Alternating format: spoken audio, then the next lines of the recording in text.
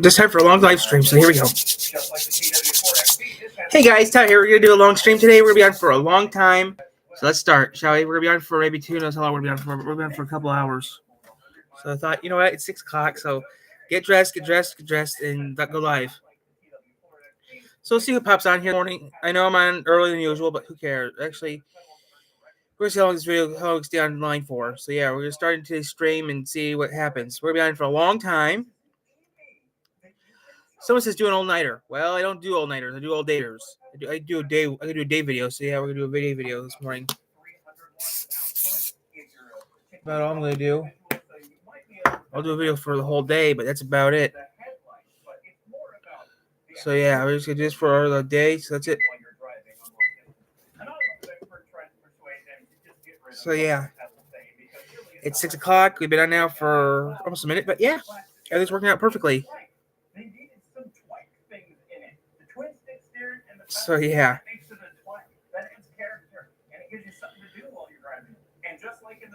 So we're on for the whole day, and that's about all I can really say. You guys gonna ask me to do this video, so it's more an hour early. Got dressed, ate breakfast. I thought, you know what, I'm gonna go on early today. So yeah. So I'll go on today, and do this for a little bit. See how comes on. We'll do this all day. So yeah, we'll do this all day. So you see how this works out.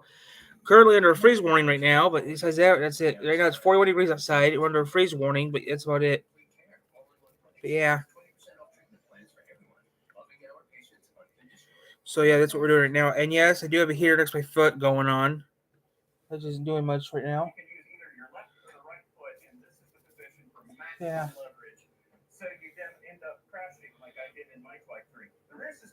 So yeah, we're doing this for a little bit. We're gonna do this for a couple hours. We might stay until noon. So that's a long time. See here, 7, 8, 9, 10, 11, 12. That's 6 hours. I've been on for 6 hours. That's the longest I've ever been on YouTube, I think. Or is it 7? I don't care. So yeah, we're gonna do this for a while. Let's see what happens. So yeah, we've been on now for 2 minutes now. So yeah, we're gonna do this for a while. Let's see what happens.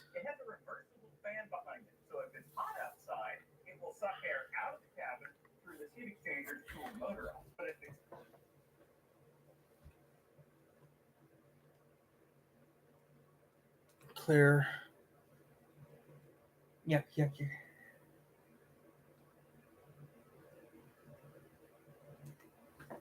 So yeah, we're gonna be out here for a couple hours. Also, last night I changed the numbers around this morning. This morning I changed the numbers around because it changed. Due to the graphic nature of this program, viewer discretion is advised. We have a picture of the six.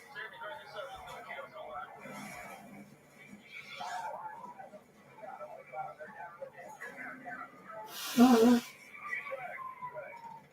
matter where you are, at any second, it could happen to you. Because desperate criminals use desperate measures. No matter who gets in the way. So yeah, we're gonna be out here for a couple hours and see who pops out and that pops out. Who knows? Might do some reading today. I got some books from the library yesterday, so I might do some reading.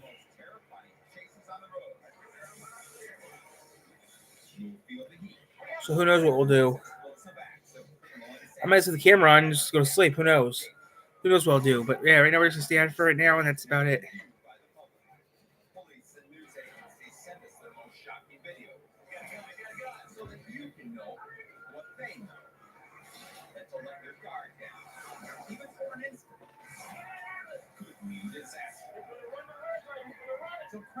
Oh, I gotta do it real quick.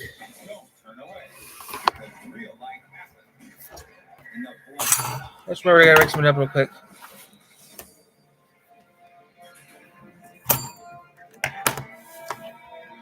I just remember I gotta write something up real quick so I don't forget.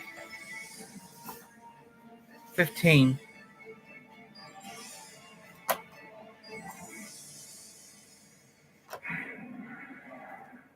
I'm Sheriff Johnson now.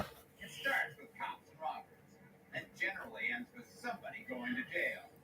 But in between are those terrifying moments when you have robbers on the run. So sit back. We're going to to show you the crooks, the crimes, and the chases that follow. Because we don't want you to become the next victim. Harrisburg, Pennsylvania. It's rush hour, and the freeway is clogged with traffic. Commuters will be late for work today. Police have set up a roadblock to catch some early-morning trucks. 2 car thieves have each stolen a brand new Mercedes-Benz. 2 fast and finely crafted precision machines. As the cars approach, an officer throws out a spike strip. They jump through down the spike strip. The driver of the tan Mercedes sees it. He cuts into traffic and around the strip, almost hitting 2 officers. One officer runs out of the way just in time. The other officer tries to shoot out the suspect's tires, but the car is moving too fast, and the officer wisely backs away. Well, he just missed hitting that officer. That was close. Police aren't done yet.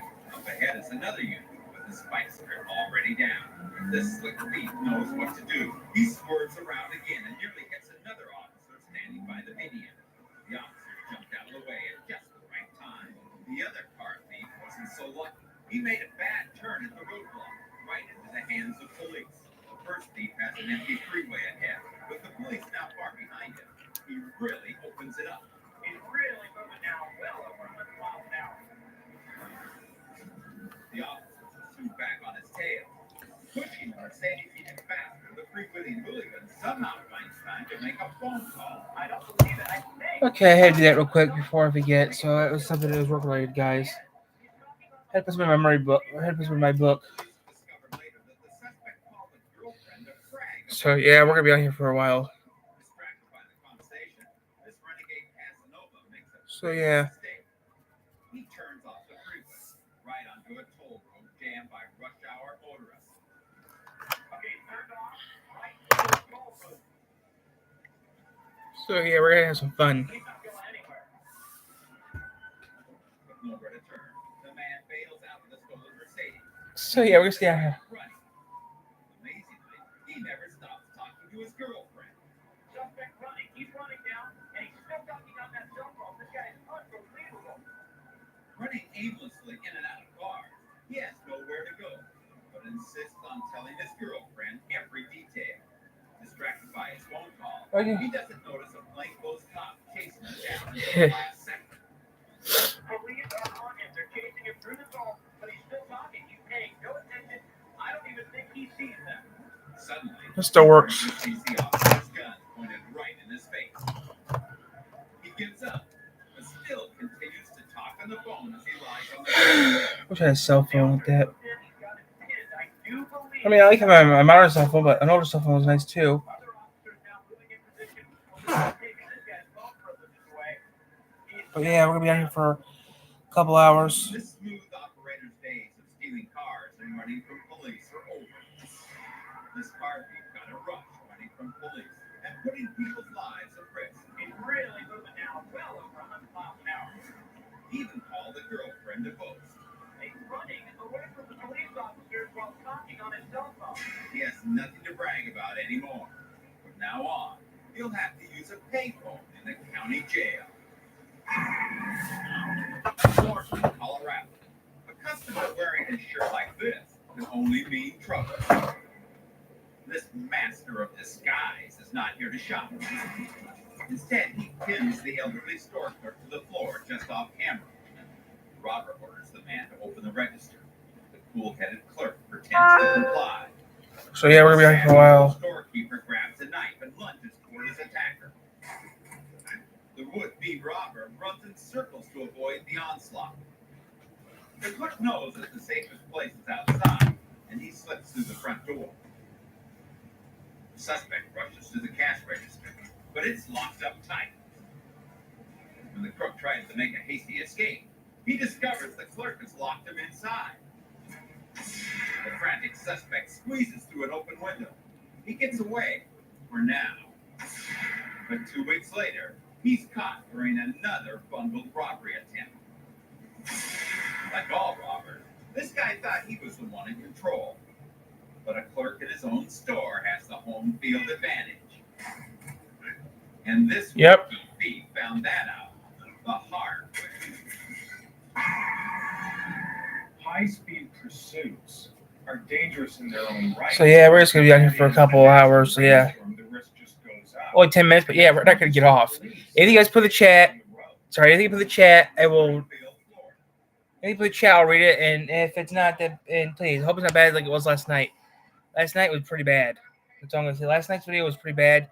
Today we're not gonna have that problem, I hope. But yeah, today we're gonna have some fun.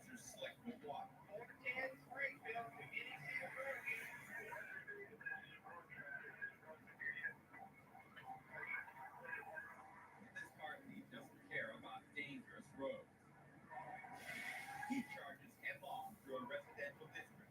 Even family pets have to scatter for cover.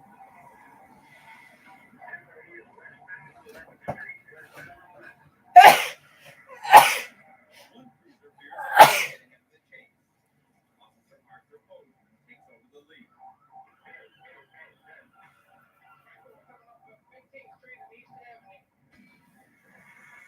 Bozeman shadows the suspect and radios their position to other units.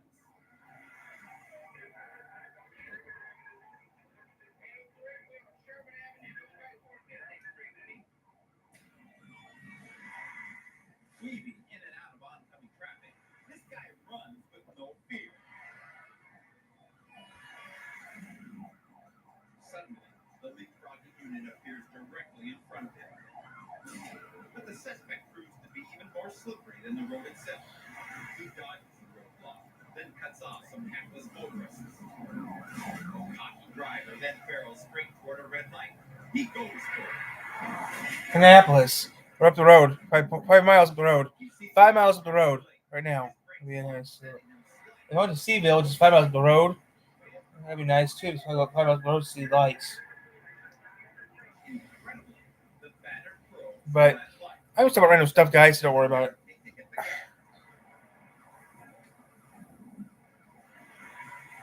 It's obvious he's willing to sacrifice his stolen ride. Anything else in his way for a shot at freedom. Officer Bozeman knows he has to do something before it's too late. But suddenly, things get a lot more complicated. A fresh rain beats down on Bozeman's windshield. With it this hard for him to see, the suspect has a real chance of getting away. Bozeman calls for permission to spin him out.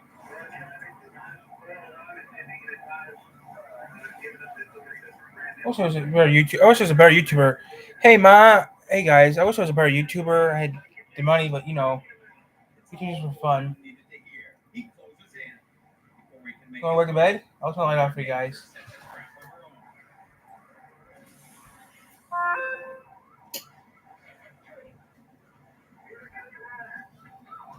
Alright, guys, I'm staying on.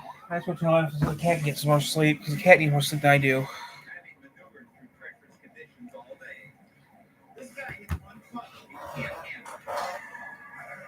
So yeah, we're gonna be out here for a while.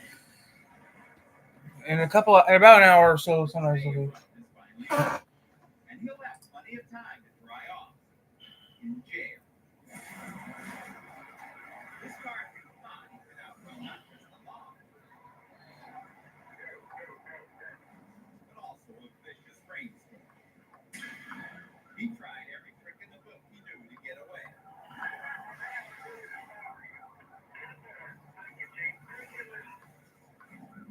But in the end, he forgot one thing. It's not nice to fool Mother Nature. What time is sunrise? Police video.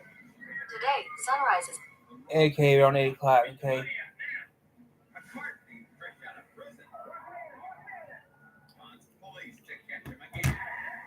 Going back down to the stadium. And a gang back for the third time finds a very different score. Plus, an epic pursuit that will leave you breathless. So yeah, we're gonna be on for a while.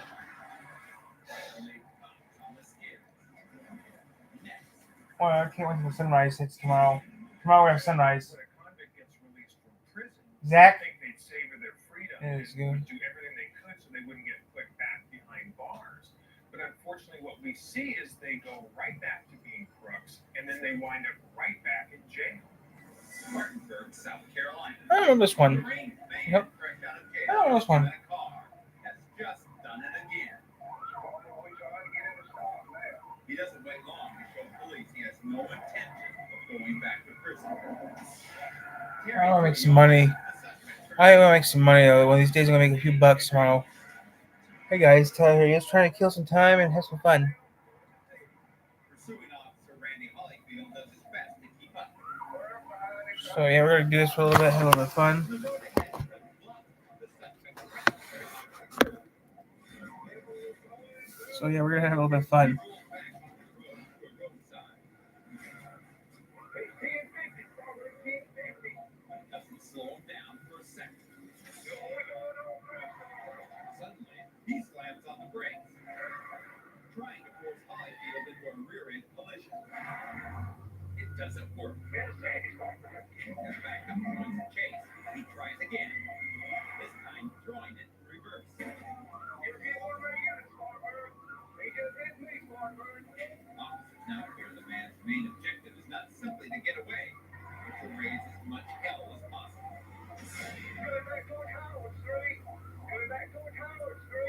Their suspicions are confirmed when once again the madman charges backwards.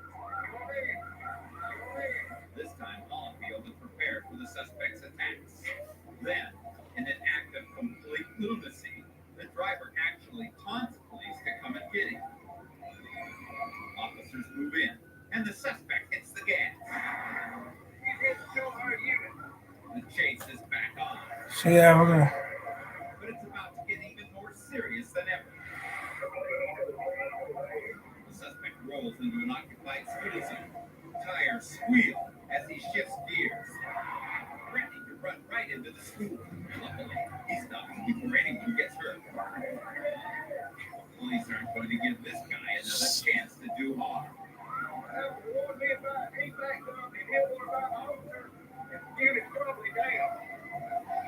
Officers know if they can get him into a confined area, they can easily outnumber and corner him. They don't have to wait long. Shoot him! Shoot him! Shoot him! The man tried everything to keep him going back to prison. But he forgot to try the one thing that would have guaranteed his freedom: obeying the law. Police will sometimes moonlight to provide security for people in need. But no matter where they're working, an officer's instincts are never off duty. Shreveport, Louisiana. The three men in line at this convenience store are suspected of robbing it twice before, and they're ready to strike again. After the customer carries her grocery bag away, the men pretend to stroll off too, but they're really making sure the coast is clear. Once they're certain, they don't hesitate. The first two robbers storm the counter, brandishing guns. The third crook pushes past a startled worker to get to the safe in the back room. The robber in the jacket then runs toward the back room too, but off camera, as the first crook hits the safe, he's met by an off-duty policeman. The moonlighting officer has been watching the robbery on video monitor. The unseen confrontation between him and the armed robber explodes into a firefight. The crook at the front fires back, as the crook in the jacket and the terrified worker race for cover. It takes slow motion to understand everything that happens in this hail of bullets. As one of the robbers forces his way into the back room, the first gunman demands the cash from the register. In the back room, the armed robber confronts the off-duty cop, only to be shot twice. Turning to run, the thug at the counter fires randomly, pulverizing a beverage display and narrowly missing the second clerk. With one crook down, the other two run away. The officer follows moments later. In the parking lot, the robbers shoot at the policeman, but he escapes injury. When the officer returns, he's able to keep his cool, despite having just survived two shootouts. Only minutes later, the gunmen are caught. This armed robbery will be their last.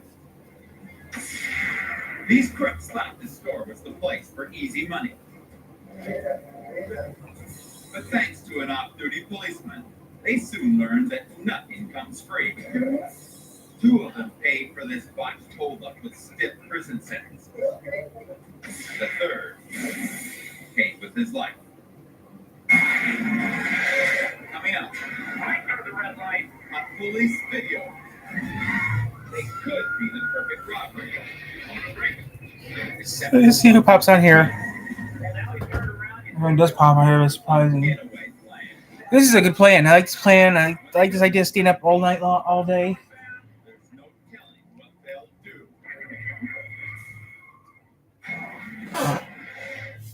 Teenagers on the run. It's bad enough that kids are out committing crimes, and all too often they're not doing it for the money. They're doing it simply for kicks. San Juan County, New Mexico. A squad of deputies pursues two young lovers in a stolen car. The officers have seen this kind of thing before.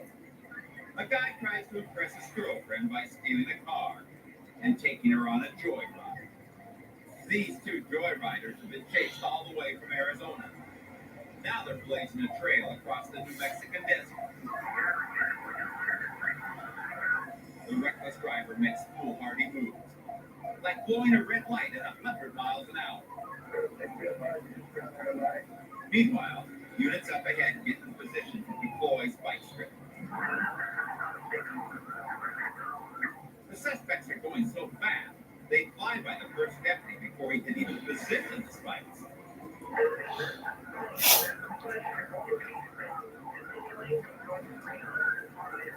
105. Units up Wow. ahead hear the alert and scramble to get their spikes laid down in time.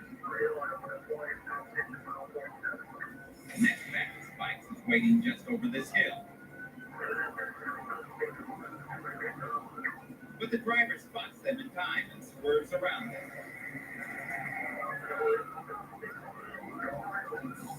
Around the corner, deputies set up their final battery of spikes. The team juggernaut makes it by these. Officers will have to resort to far more dangerous tactics.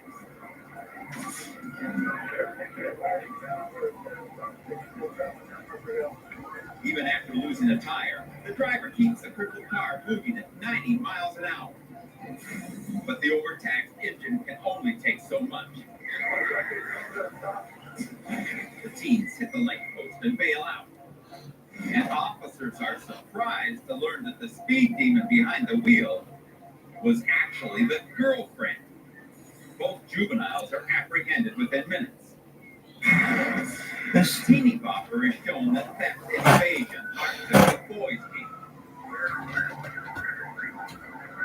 She may believe in equal opportunity, but now she'll be facing equal opportunity punishment. Phoenix, Arizona. Just minutes ago, the man on this motorcycle robbed a federal credit union. Subject wearing a main facial hair in a wig and First Federal Credit Union. Apparently, he thought a phony beard was all he would need to make a smooth getaway. He has been all over the South Valley. But no dime store disguise is going to fool the Phoenix PD. I'm sure he must realize that he's being followed. The suspect approaches a stoplight. Cross traffic zooms through the intersection. But the desperate man doesn't even hesitate. The robber has a sizable lead and an open road ahead. You can see him just going right by that yellow van right now. But he makes a foolish turn into Sky Harbor Airport Third Terminal 1, we're still eastbound. and promptly gets lost. Well, now he's turned around and he's going back. This thief doesn't know which way to go. He races in one direction, then he races in another. He's now westbound in the eastbound lane. All in all, he gets nowhere. Finally, the suspect decides there's only one way out of this mess. Look at that. Back the way he came. But at the end of this ramp waits a big surprise. Dozens of officers surround the suspect. He's really trying to get through here. He does the only sensible thing he's done all day. He gives up. It's hard to believe a man who put so much thought into his brilliant disguise made facial hair in a way. would forget all about planning an escape route. Third criminal one were still eastbound. Now the only ride this guy will be taking He's going back. is a one-way trip to jail. Still to come Captain Fredo starts shooting. on police video. It's time for the brutal consequences. When all the tough talk and all the slick moves blow up in the criminal's face. Due to the graphic nature of this program, viewer discretion is advised. I'm actually having sexy ideas, guys. A crime scene attracts But yeah. a lot of attention. When citizens interfere with workers who need to be there, a small audience can turn into big trouble. Birmingham, Alabama. A 14-year-old girl is injured in a gang-related shooting.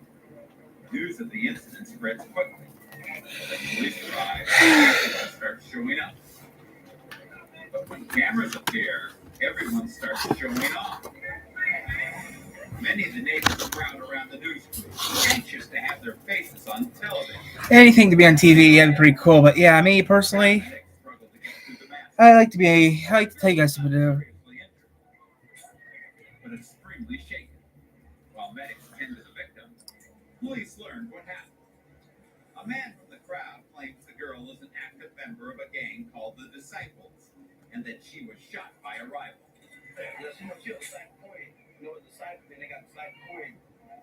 It's a critical situation that no one is taking seriously. One daring bystander even steals an officer's hat. But police can't be too concerned with foolish rabble-rousers. They escort the wounded girl to the hospital. Now, the news crew is left alone with the raucous gathering. And not everyone is so happy to have their neighborhood's politics revealed on television. No longer under officers' watchful eye, the crowd erupts. They quickly swarm around the battling men, but these are not just passive onlookers. As soon as the opportunity arises, they attack the weakest of the fighters. A man from the community struggles to break things up. The brawl is over, but the danger is nothing. Now, certain members of the crowd agree that being in the spotlight isn't such a good idea.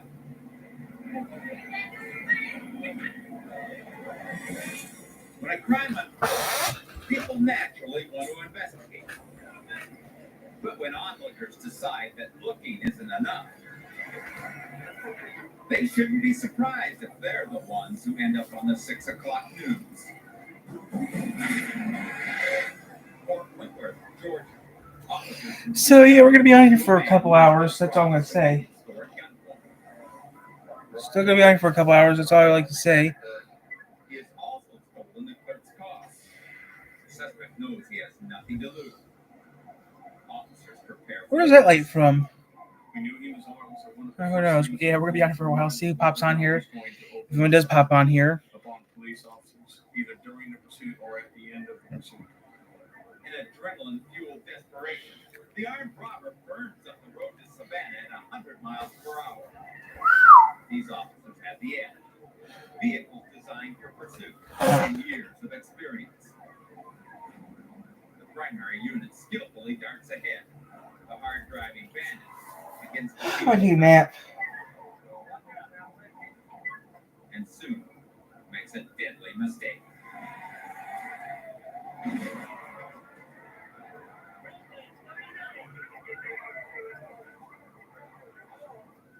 The suspect loses control, rolling over a road sign in the median. In a split second, the overheating vehicle stalls, and the chase comes to a skidding halt. Officers seize the moment. They swarm in, weapons drawn, and show the armed thug that this hot pursuit is over.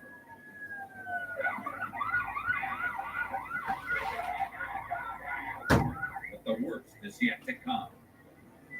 In the rush of the arrest, nobody notices the smoke pouring from under the hood. What the officers don't realize is that the toppled road sign severed the fuel line as the car passed over it. Now, That's good stuff. Hey guys, Tyler here. We're gonna be on here for a long time, so got things to put in the chat. I'll read it. We're gonna be on here we're gonna do this for a long time, so yeah, this is gonna be a long stream. We'll be on until maybe noon today. Or longer. So I don't know how long we'll be on here for. But we'll be on here for a long time. People guys have been asking for me to do a long stream for a while now, so we're doing a long stream today. That's all I'm gonna do. the temperature shoots above 400 degrees.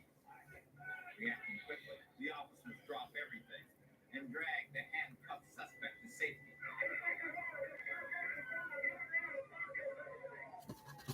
The area gets So yeah. the suspect's ball cap spontaneously bursts into flames.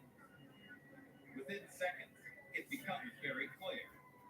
Had the officers not pulled the suspect out of the vehicle, his stolen getaway car would have become a fiery death trap.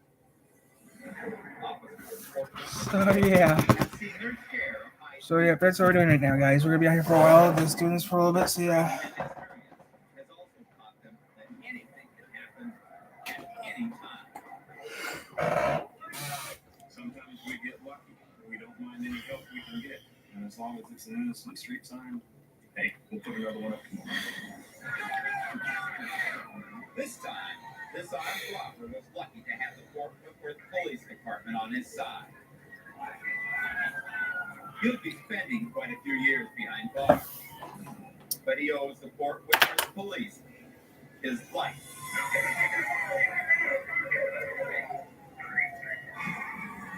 A convenience store clerk can be a great judge of human character. They meet all kinds of people, from your friendly neighbor to customers that are just plain wacko.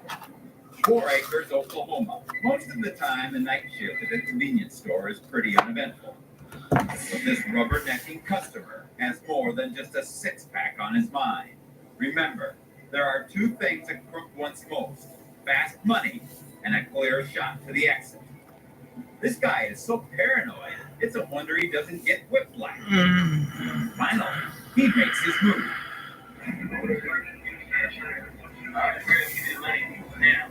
The clerk is stunned.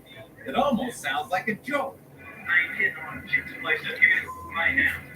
Right now. We have to train on to start shooting.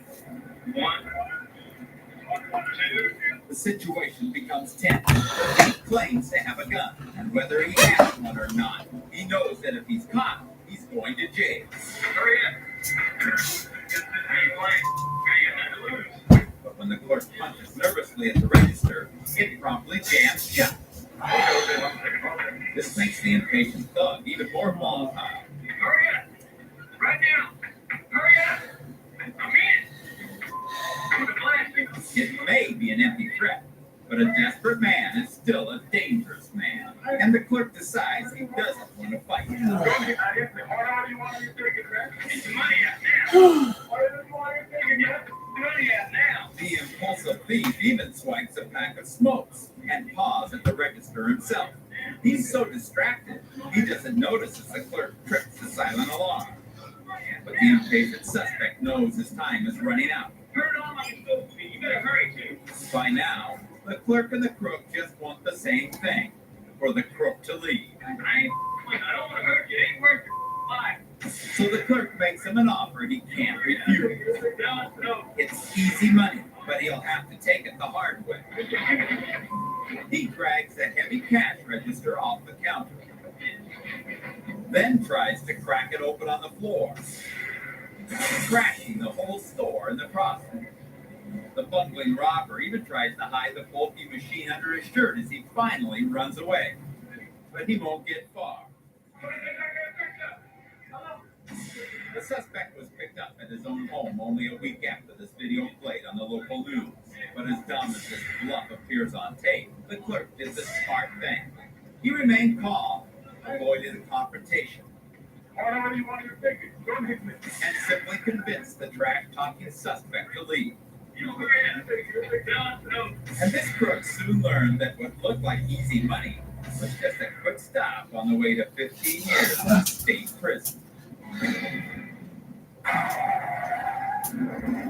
Coming up on police video, We can do this right now. Hey, let's do sex. Sex. Who's have some sex with me? We ever show.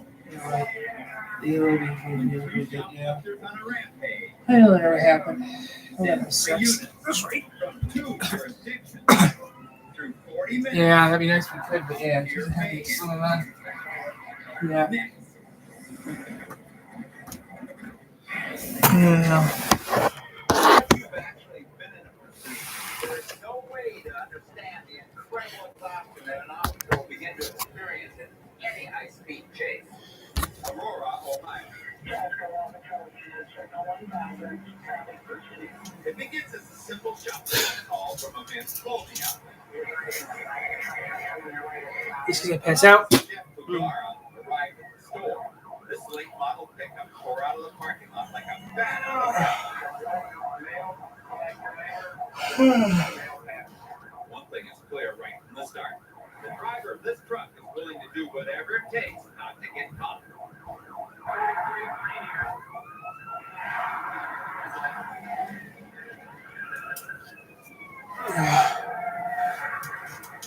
The next thing that's clear is that other drivers had better beware.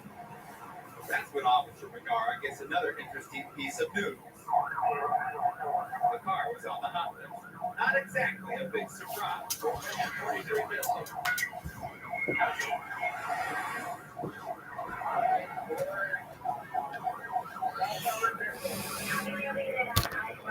This is a dangerous road to be going this fast. They're not paying any attention to the bicycle on the right, and they're sure not slowing down for the cars and motorcycles on the left. But the chase gets really intense when they barrel into this busy two-lane construction zone. The pickup is built to roll over the ruts and rubble of construction sites and never even upset the driver's coffee.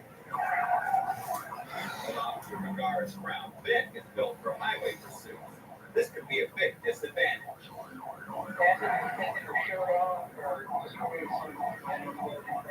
The officer realizes that the passenger is desperately trying to get rid of the shoplifting evidence. A coat worth less than $100.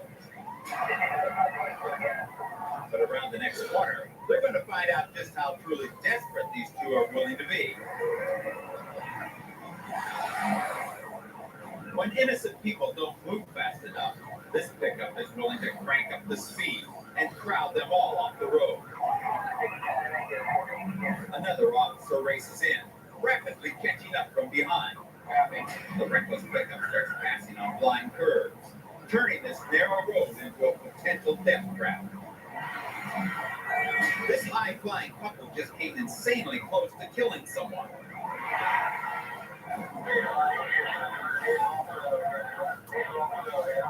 But as they skid around the next corner, they come even closer.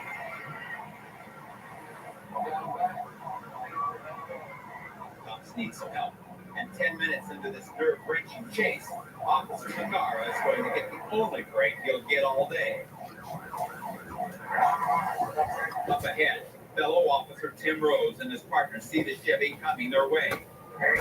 They try to flag the truck down. Obviously, that isn't going to work. Tim quickly peels out, hoping he'll be fast enough to catch up. The good news is, Tim isn't driving an ordinary patrol car. He's driving the department's only SUV. Oh, that And sucks. today, he's going to need it. Guessing that the pickup is headed out of town, Tim takes a shortcut and quickly catches up. With Jeff close behind, the truck is now blazing down the kind of road made for a pickup.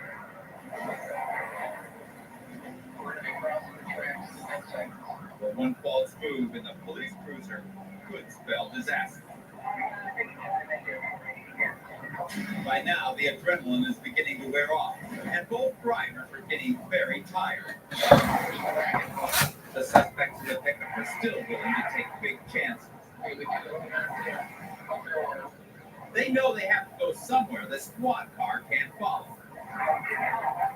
The truck tears into this curve, and then suddenly the driver swerves off the road. He scoots across a grassy lawn. He's headed for an open field. And at the edge of that field is a treacherous little embankment. Lugar tries to keep up, but the undercarriage of his car gets torn away.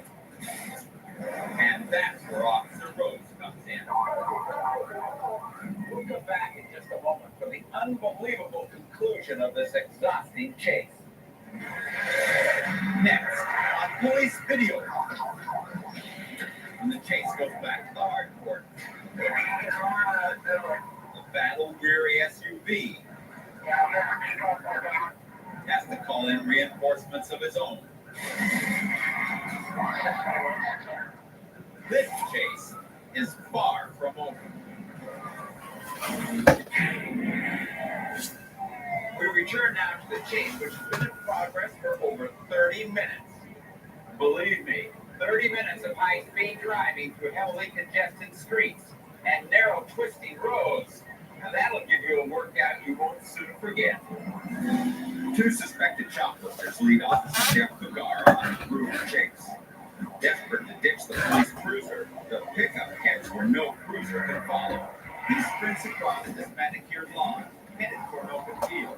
And at the edge of that field is an embankment, and that's where Officer Rhodes comes in.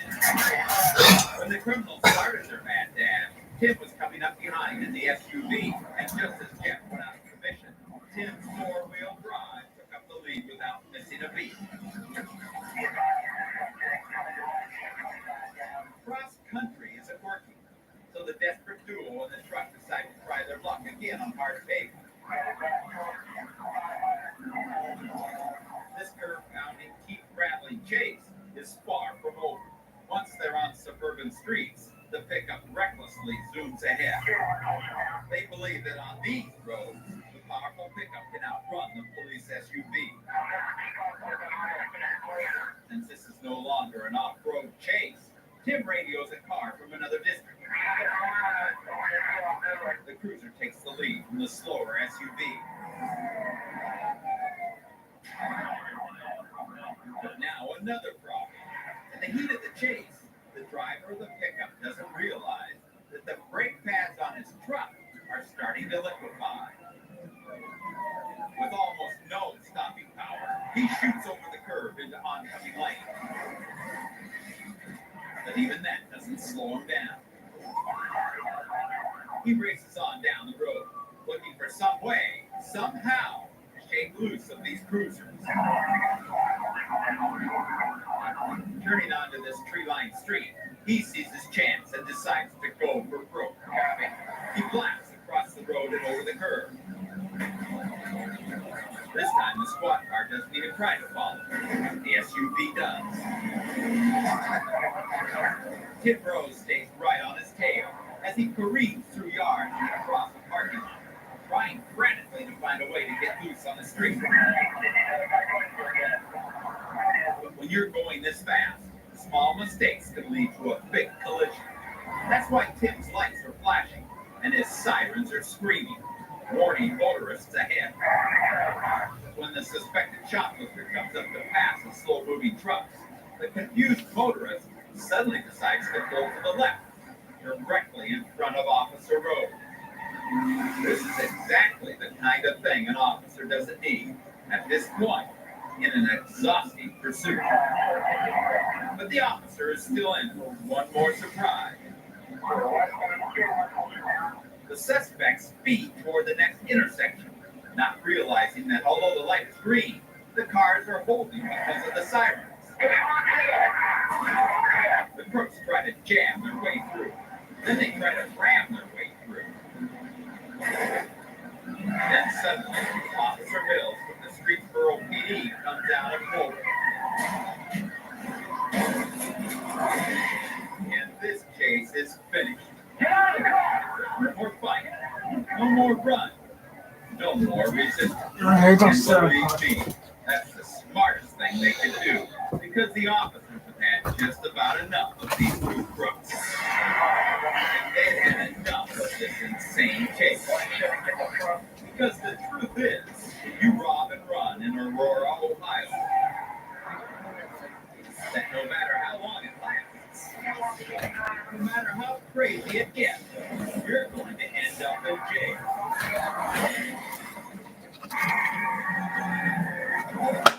There's no such thing as an easy score. It's a lesson that most crooks learn too late. For every criminal who wants to steal for a living, there's an officer earning his keep by chasing him down. So don't be fooled by the lure of fast money.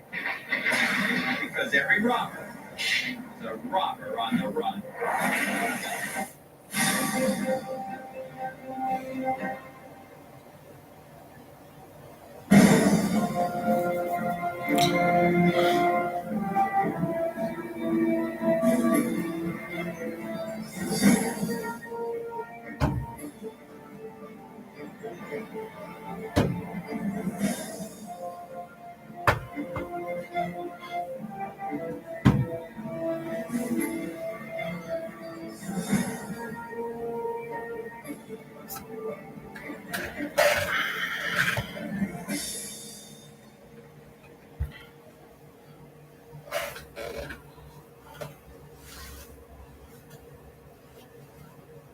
Alyssa Slotkin is lying to you.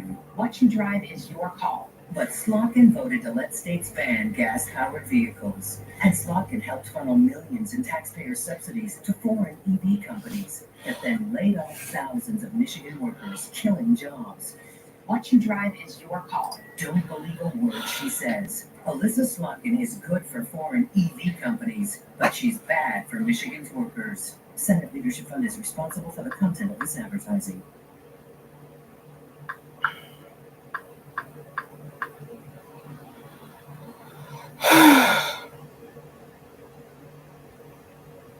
Due to the graphic nature of this program, viewer discretion is advised. We have a picture of the tattoo. Certainly try this up. Don't kill someone.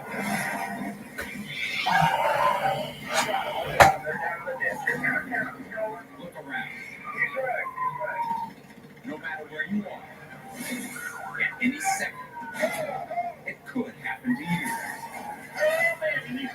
Because desperate criminals use desperate measures, no matter who gets in the way. For the next 60 minutes, you'll get a close-up view of what officers see every day. You'll ride shotgun. Okay, it's an old one. Terrifying chases on the road. That was a week ago. Are the most explosive acts of criminal insanity ever captured on tape. Much of this footage has never been viewed by the public. Police and news agencies send us their most shocking videos. Oh, I'm at the bed. So that you can know All right. what they know. That to let your guard down, even for an instant, could mean disaster. So crank up your TV and don't turn away, because real life happens in the blink of an eye.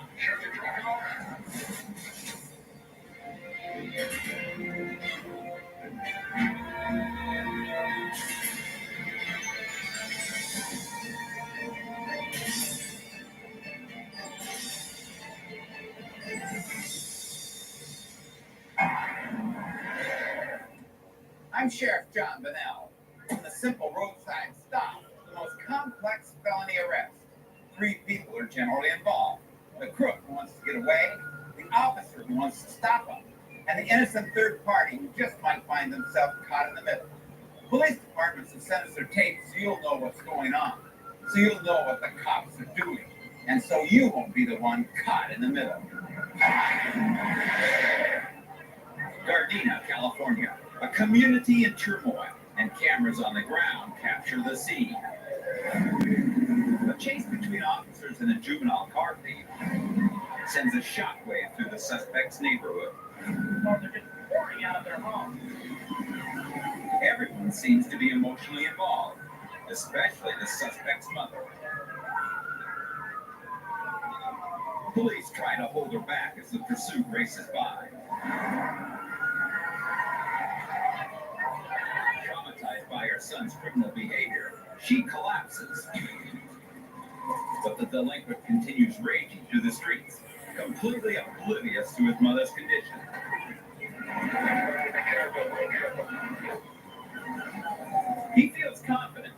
knowing every twist and turn in the area. These are his stomping grounds, and he intends to show officers they're not wanted.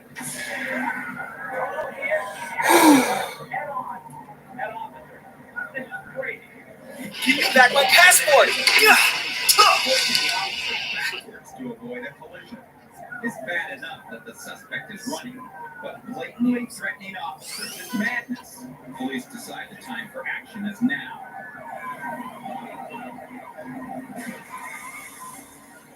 One unit rams the boy's car, but he accelerates like a bullet and pulls away. Officers catch up and corner him behind a strip mall. But with the home court advantage, this suspect knows all the ins and outs.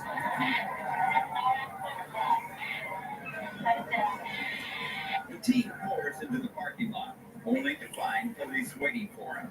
Somehow, he slips through and heads for the street, but officers have the exit blocked. I don't think he can get by him. I just don't think he can get by him. In brazen defiance.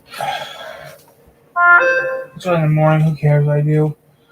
No one's watching right now, which is surprising. Inflation. Working families like mine are hurting. And while we struggle, Stop talking about your life. No one cares about your life. to get illegal sex. 3 weeks ago, I posted a video where we turned a 40-foot school bus into my and my girlfriend's personal tiny home. And you guys blew it up. Yep. I still can't believe that it hit 10 million views in under 3 weeks. In this video, we're going to turn a 40. I don't feel well now. I feel tired. I feel like going to take a nap.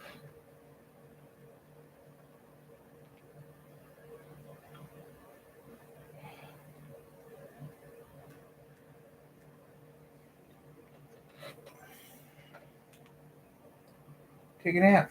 We're taking a nap, man. We're taking a nap. You guys are gonna say you are not up. How you take a nap and do videos still?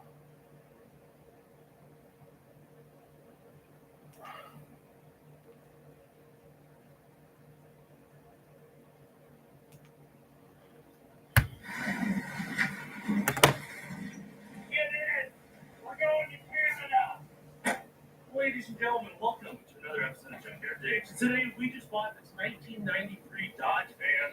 We're going to paint it like the Possum Man and then drive 950 miles to meet Uncle Red himself in Canada. How could this possibly go wrong? Where do you want me to start?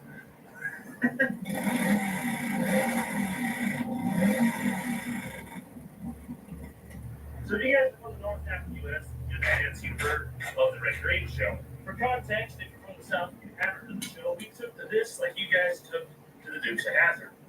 Personally, I was only ever allowed to stay up past my 8 p.m. bedtime growing up as a child on Saturday nights because on IPTV, Red Green was on. Me, Mom, Dad, if he was off work, all on TV, watching a couple episodes. But the funny Canadians do all their shenanigans with duct tape up north. Now, that being said, the Red Green Show, the cast, Uncle Red himself, has been a huge influence to me my whole life. Growing up, I always thought they were hilarious and wanted to build creations and stuff they did on Candyman Corner. And as an adult, I still successfully live my life saying that if the women don't find you handsome, they should at least find you handy. And to go alongside that, I've always wanted to make the possum thing. So as far as the vehicular aspect of this wild ambitious project goes, we have, like mentioned a couple times now, a 93 Dodge 1-ton 360 and an automatic transmission. This sucker's got 95,000 miles on it. Not bad. We paid a whopping $846 for it. It came from actually a buddy of Dalton's who bought it on auction somewhere and listed it up for sale. Supposedly the back brakes have been fixed. Supposedly it runs and drives somewhat decent. We don't know. There's only one way to find out. There's 950 miles to go. What makes it turn for 93? This sure feels like 1983. I think that door just broke off. But that's okay. We have a handyman's secret weapon. That would be funny as hell. Brake pedal feels a little soft. Turning radius, but yeah, brake pedal feels a bit soft. Hi, Harold. Oh, dude. She's good. She got power. Oh, hell yeah. Is that the roof? I think the roof is awful. A lot of roof for activities. Alright, well, it survived a single after on the block. Think we'll make it like, what's it, 90 miles home? Absolutely. Yeah, that's it. I'm going wrong. This is going to be a multi-stage video. Stage one is make it home with this completely conditioned, unknown van that came off an auction that came from a school that's been parked for 5 years. Stage two, turn this into the possum van and prepare it for a trip with our friends to Canada. And stage three, a trip with our friends to Canada to meet Uncle Red himself. Hopefully. We don't know. But man, I sure hope to. I want to meet him my whole life. Okay, actually, step 0.5 gas station. Oh man, it's just like the other van. The mirror is missing. And that one broke off, and well, I got one. Although this one has a radio. Oh, are you serious? What? Anyway, 75 gallons later, that ought to get us home. Oh, shit, look at this. He's not even due for oil until 600 miles ago. Well, you know what, as they say, if it ain't broke, you're not trying hard enough. Oh! She's got cruise waiting. Look. Damn it. The relay works, but that's it. And now me with much less grace. But way more duct tape. Oh, shit. And now way less tea. Damn it. I guess this is technically possum lake. That's sticky. Thanks, Thunder Show. Jesus Christ. The steering is super loose and I am all over the place. The vicious Iowa crosswind is not helping my case doing speed. This thing drives down the road like Moose Thompson in a bathtub. GM levels of sticky. I might have to put some of the handyman secret weapon on there to give myself a much better grip surface. Much like the van, these tires are very flat spotted and very bouncy. But unlike the van, the one we got in Texas, this van is rusty, which means the hole up top goes like this because it's a unibody, or at least it used to be. Also, this huge. Yeah, the doors, a lot of fun. It's very loud. So the roof makes a ton of noise, and I think that's because the body is flexing, pulling on the steel, and making the bong, bong, bong up and down as it's compressed and stretched. The atrocious wind is horrible. I'm all over the road, and I only have one mirror, which is not pointing at all in the right direction. So in other words, this is perfect. This is going to make the most accurate possum van ever. Canadian Lords have provided for me. This roll of toilet paper just rolled up from under the seat. I can use that to train possum life.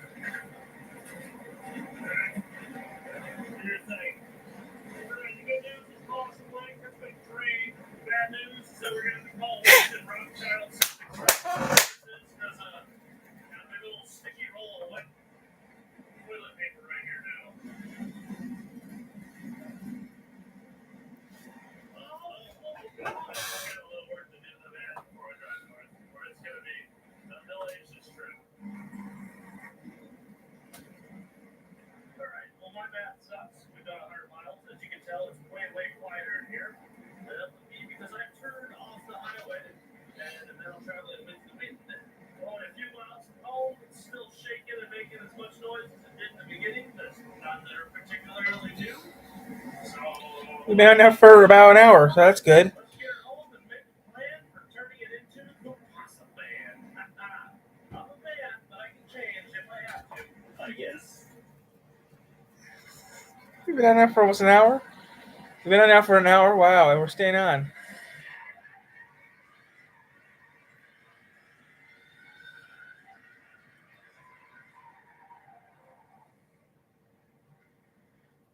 We didn't get the fire extinguishers to burn out. Well, here we go. Stage one is complete. We made it home. Time for stage two. Turn this into the possum van. Alrighty. As is tradition, it's been a few months since we've been around the van, and our goals have changed a little bit. Instead of going all the way to Canada with passports and all that, we're doing this a lot easier. We're going to Canadian Fest in Kalamazoo, Michigan, which is in 4 days. We still have a lot of mechanical work to do to this van, and if you'll notice, it's still just a Dodge school van, not yet the Posse van.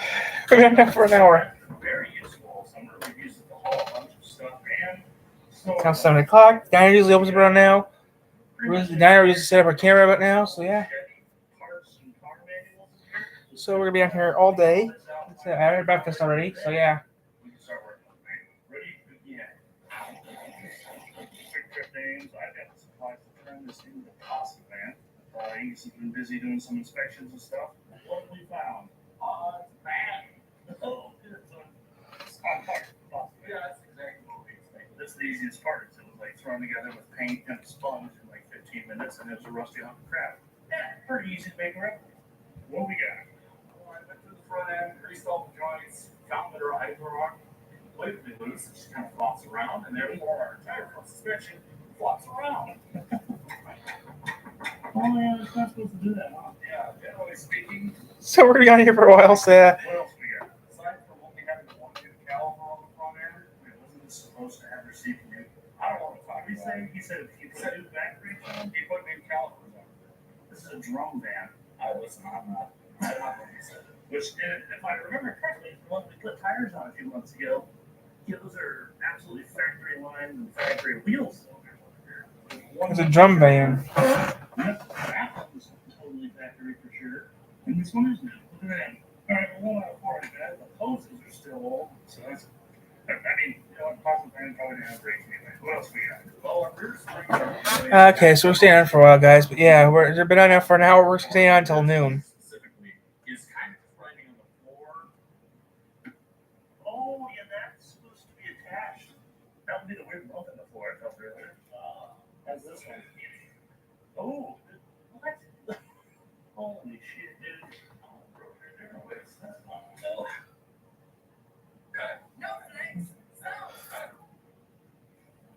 No flex, zone. They know better. They know better.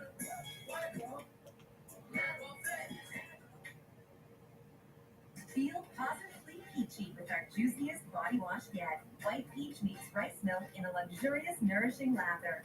For 24-hour silky soft skin with an irresistible peach scent. Try new Dove Rebalancing Peach Body Wash. Get a gig that's built to last. We know exactly where Trump stands on abortion. 54 years they were trying to get Roe v. Wade terminated, and I get it. They've already overdue. Quiet time. It's delivery time. Come on, check out what pays. The actual card number stays hidden. You're stupid.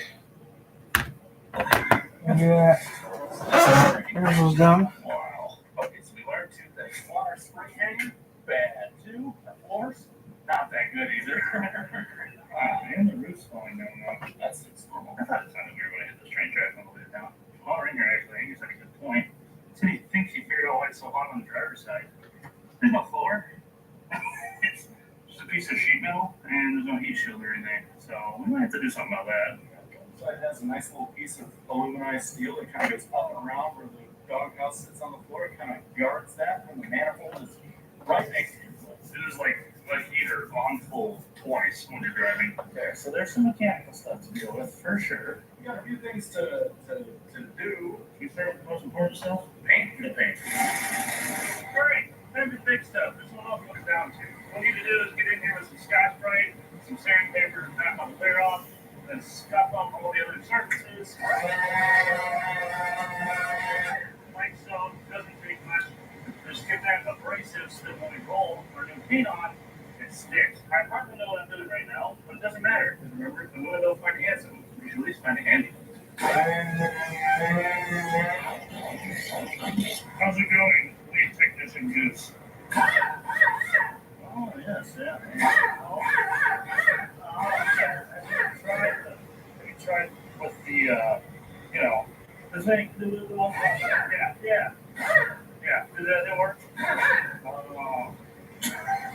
Don't.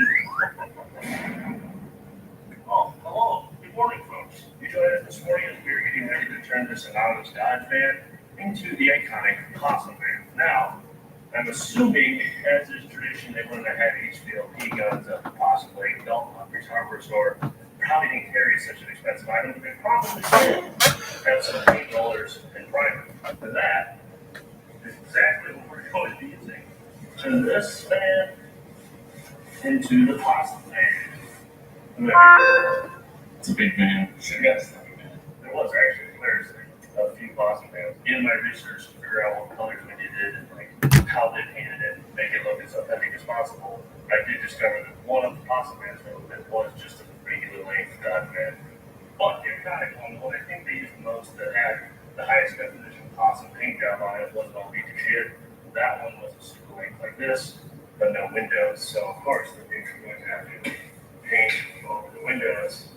So that you can't tell there's windows. Alright, you know what they say. All those fails, play dead. Alright, there we go. The van is looking more and more like the possum van. Now it is the correct color, primary gray. Now our next step is the most crucial part, painting the possum. We need to actually put some blue and other stuff into it. But we need to figure out where our possum is going to land so that we can determine what needs to be blue, what needs to be black. Now there's a few versions of possum, but this is the one we're doing. This is the what I call high definition one. This one was what got used in the later episodes and therefore most of the episodes. It is well painted. There's no rust, really no missing patches or numbers peeking through like some of the other older ones. And therefore this is going to be the easiest one to replicate because we don't have to replicate where. We just paint it. Also, funny enough, I did just discover that this, I believe, wow, damn it.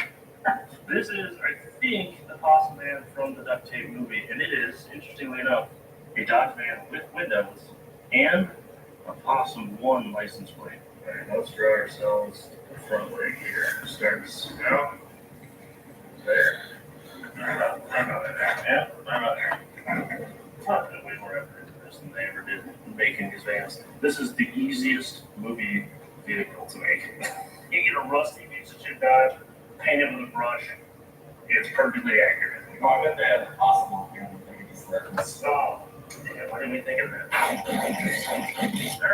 there's that. I'm not gonna lie, this is a lot harder than it looks. Especially trying to get the stripes like match theirs. I don't know how they painted that thing. The best I can do is grab a sponge with wings around and kind of makes the same rough marks. Yeah, there's our ear. Front legs, get with the blue in here. I will keep up with this and we'll be back soon. Nobody look up here. It's starting to look like a possum van. Look at this. I've got all the black done, the possum's drawn out, Luke's back here, putting our dark blue on under his butt. Feel weird about it. We got Angus doing our little roof. There's a little blue on the bottom here. Paint the teeth onto the freshly spray painted bumper. And this should be pretty much done. This is crazy. This looks like the Possum Man. I thought I'd see it. I'm glad. That's where we were going. I'm not gonna lie. It's kind of weird to start the day with a shitty old Dodge van that's really ugly, and then you end the day standing in front of a vehicle from your favorite show as a child. That's the Possum van.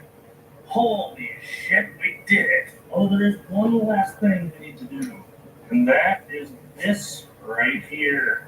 Unfortunately, someone already took Possum, so I had to go with Opossum, which is why earlier it was funny that Possum 1 was the plate that was on the van that was in the Duct Tape Forever movie, because that was available. I could have gotten that, but I didn't think that was as good. Regardless, what we have here are some Iowa Hawkeye plates with some electrical tape on them, so that they're yellow Iowa plates. I don't think it's illegal to tape over the Hawkeye on a Hawkeye plate. We'll find out. I don't think the state's gonna get mad at me, just the fans. I'm screw those guys, they're Hawkeye fans anyway. Holy shit, it's a awesome fan. Oh my god, I love it. With that, we'll be back tomorrow working the mechanical stuff. So make the like 400 something mile drive all the way to Kalamazoo, Michigan. I wish I could have met you guys in person. Good morning, Angus. Is it a good morning? It's a fun part's over. It's going really good sitting on the side of the road, upside down and all flat. That's what the next parts of the video are for. Is this the actual van in Canada? No, Starting with, yeah, well, I started watching you guys thanks to Callie video. So we The Galaxy. and gave our. I could have these guys in line. But in doing so, we realized, wow, there's not really any grease in that thing. I've never seen grease like this rock hard. We're gonna start with greasing these blue grains because these are atrocious and terrifying, and then we will move on to everything else that's atrocious and terrifying. Yeah, which is our giant blue steering knife missing shackle hangers and the 3 missing lug studs. I mean, we still have 5 stuff for half time. Because you have the fact that they're not evenly spaced. They didn't go 4-1. Who put tires on this? Well, we have the neighbors put tires on this. They didn't say anything. How did they did? And I didn't know. Scream. This thing's a death trap. Yes. Big heavy. We might be able to save that seal. I bet you that's OEM. You're right. 96,000 miles. Pretty low mile man for being so bad. Which means the factory did this grease. Actually, that's not surprising. I think Mopar has a long history with under-greasing everything. Yeah. Well, since we're this far, we decided to put these on the old fin pack brake and turn them down because they are not great. Like, there's a ridge right there, like the Grand Canyon. It doesn't even stop your finger, it stops your finger. It stopped the shoe. It stopped the band. It stopped the possum. I'm not for sure this would be those thin bits of sheet metal that's supposed to sit around the frame and the nut retainer. But I think they're legitimate nuts up in there because this actually I'm bolting.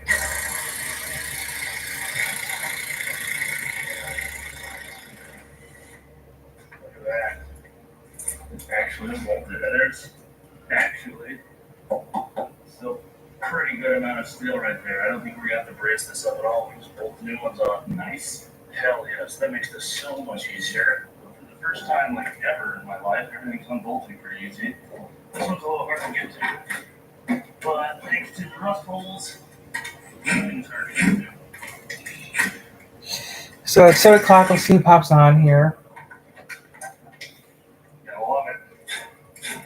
It's risky out here for a couple hours. This is all part of the old shackle hanger. This is all that's left of what was supposed to support or connect to that piece I took out earlier. That is ridiculous. So for those of the South that don't quite understand the rust, there's this right here, and this is the same piece. This triangle is the center piece of steel, and the weld inside rusted away to nothing.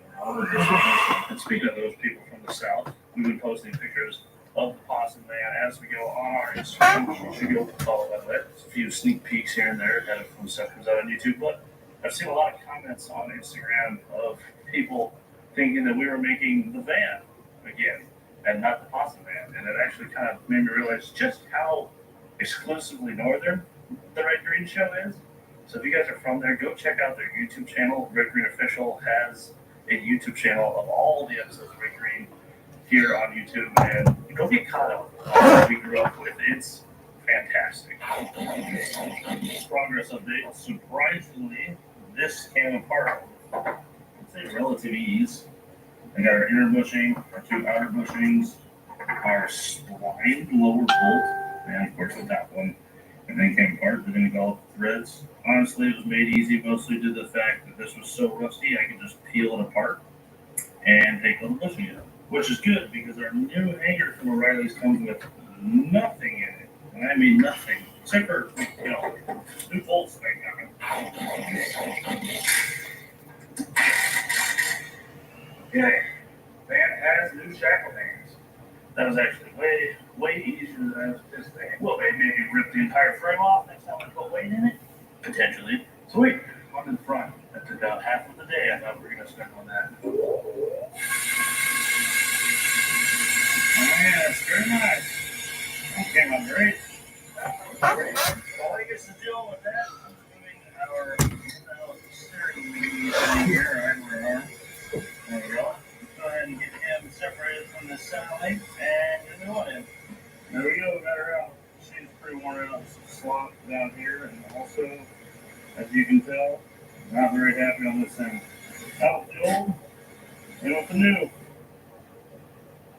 Trump abortion bans. Pregnant women suffering from a miscarriage being denied care in an emergency room because their healthcare providers are afraid they might go to jail. The freedom freedom to make decisions about one's own body should not be made by the government. Sorry, Bonnie, for watering everything else, but letting you go thirsty. But fear no more, buddy. Get hydration boost with hyaluronic acid. A 6% hydrating serum wash for never dry times. Get Dove or get FOMO.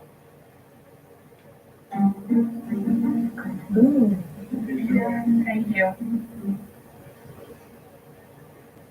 If you love Carhartt, then you're going to love this deal. At Tractor Supply from October 14th to the 27th, Neighbors Club members get $20 in Carhartt bucks when they spend $100 on Carhartt gear. Not a Neighbors Club member? Sign up today and start saving.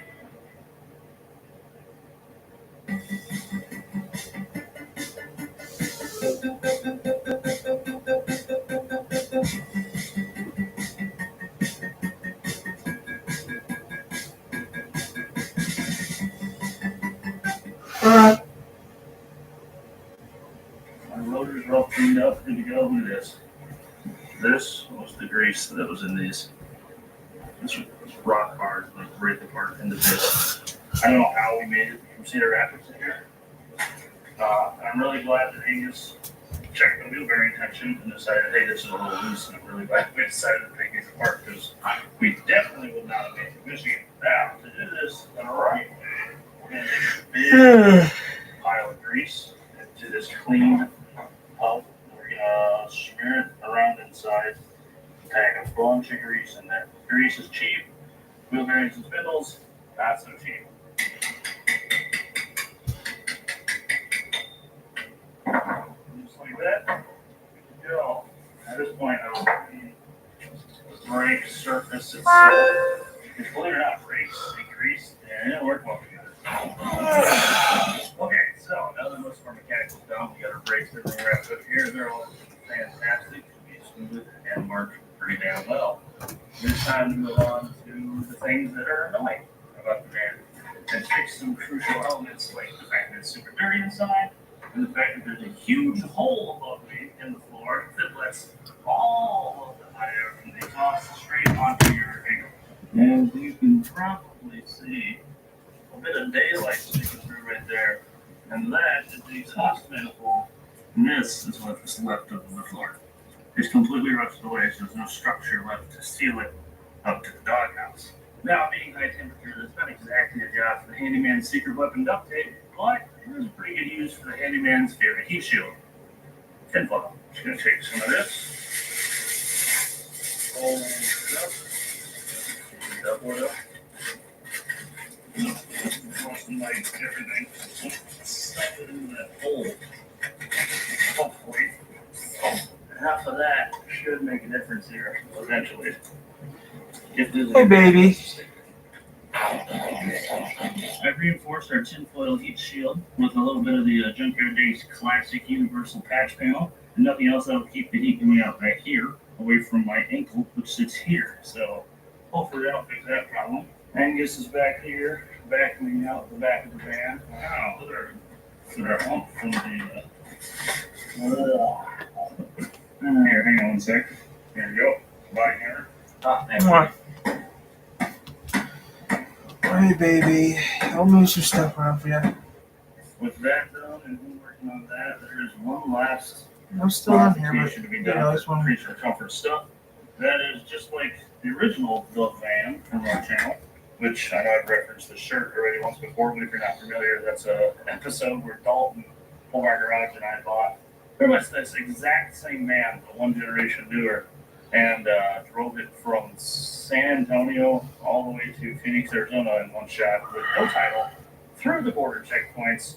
And that was a pretty damn good episode. You can check that out on the channel, the link up here or down in the description. Either way, we're going to listen for people and get ourselves one of these gear repair kits and a steering wheel cover. This time, not the depth. All right, there's our mirror. Put it on there. We'll use a little bit I of love you, my baby boy. Okay. There we go. Good, isn't it? Even better. How did we do? Ooh, this is even worse than last time.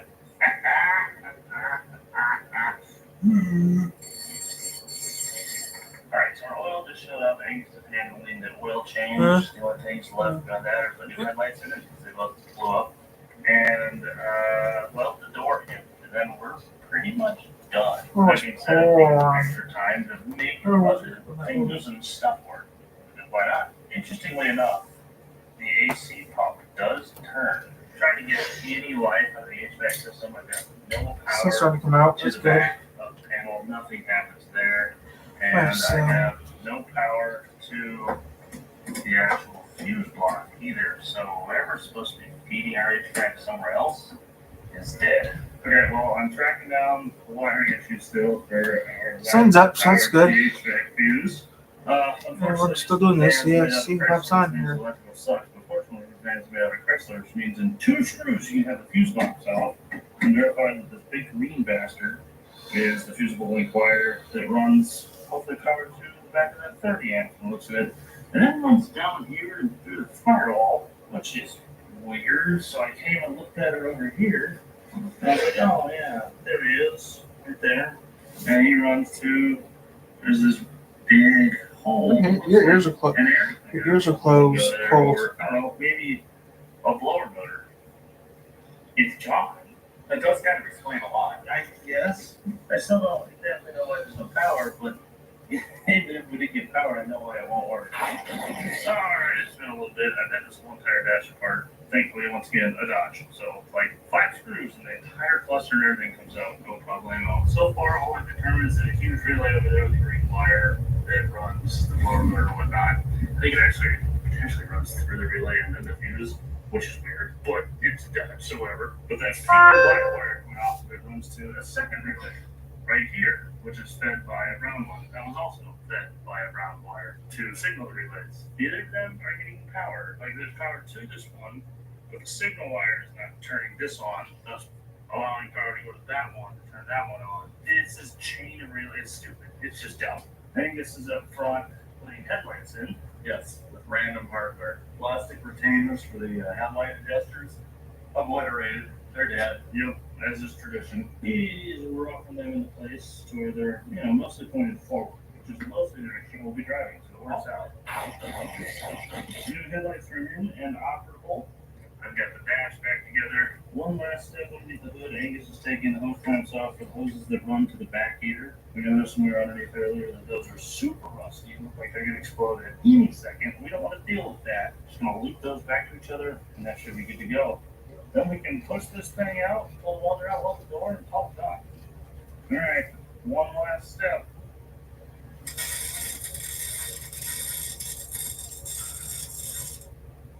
That was good to me. Wow, that was good.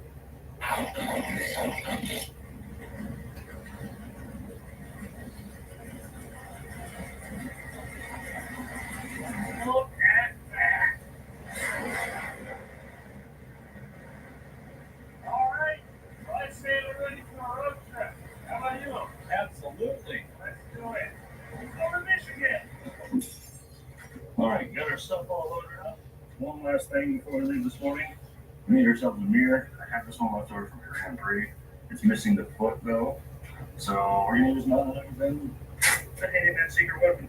How about there, eh? There we go. That works fantastic. Bye, Moon. Ready? Yes. Let's do it. Activate possum. Rose Rod. Nobody just say that. It's a Dodge rejecting fate. 463 miles to go. Odometer reads 96,298. Let's do it. Well, that's one way to start our road trip. Guess I don't get to see this morning. No. Oh, that was scary. Okay, don't go to high or low on the wipers. The slower we get. Oh, God damn it. Dude, it's falling apart. Something's trying to tell us something. Yeah, look at this, dude. We're doing it. We're driving the possum van. We're a possum. We're driving the possum van across the country. And the heavens shine down upon us. That's a possum. Yes. All right. 450 miles to go. Ladies and gentlemen, welcome to Interstate 80. Woo! We'll stay on this until looks at us weird. I don't know why. It's kind of hard to remember that we're in a pasta van because inside it's still just, you know, the red van. Everything's just as it was for us. We checked while we were stopped earlier. The plastic looks like it's made of, you know, Chrysler plastic, so they fell out. And now the windshield wipers do whatever they want, especially if a semi passes us. They just kind of fly all over. That's fun.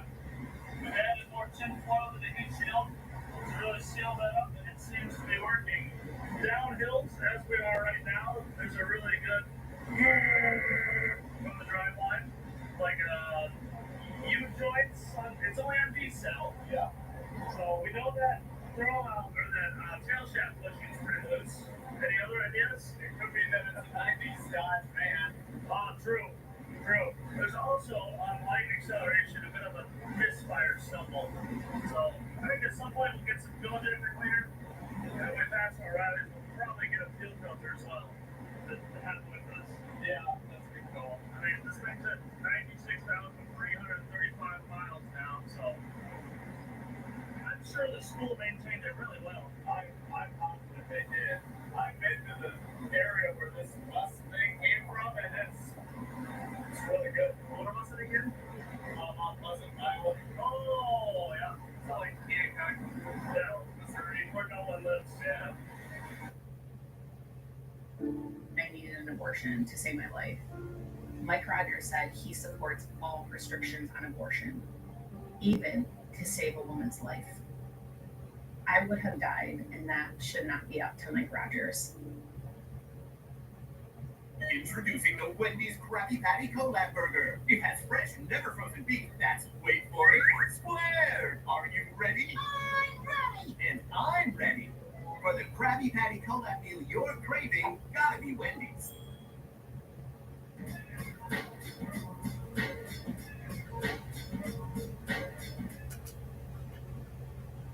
Experience the superior visibility of Sylvania LED fog lights.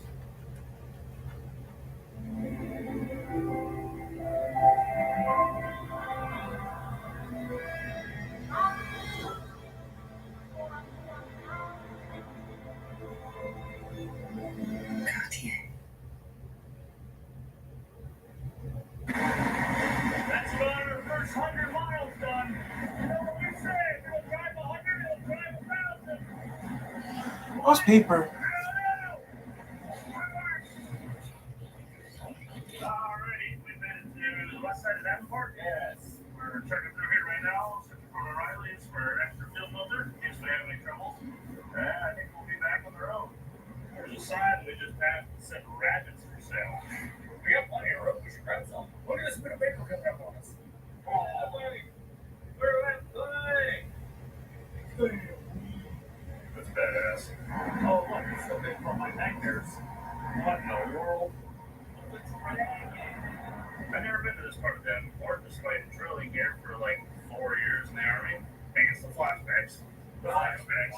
You need me to drive while you have your crisis. Alright, get ourselves a spare fuel filter. I just noticed this is a little looser than I remember it. Oh, it's our MNR. Cool. Is it like normal loose or like? It's like it moves quite a bit. Like 97 F-150 bag? No, not quite that bad. I think we're gonna do a little sightseeing while we're in Davenport. Somewhere I haven't been in years. You're not taking me to a local lookout, are you? No, we're doing it. What's worse, the Army? You're getting deployed. So, boy, it's been years since I've seen these. Oh, looks like there's blowing one up too, maybe. We might be in for a show. Ladies and gentlemen, formerly 2nd to 11th. My old hangar and my old unit. Let's go with some helicopters. Oh, yeah. Oh, yeah. I missed that. Smell the JPA? Good shit. Never think about going in the guard. Aviation. When I grew up, aviation, they take better care of you. You're supposed to be smarter. Because you are. You're the one that makes this happen. That's an 8,500-pound block just floating in the air, dead, steady. And that's tiny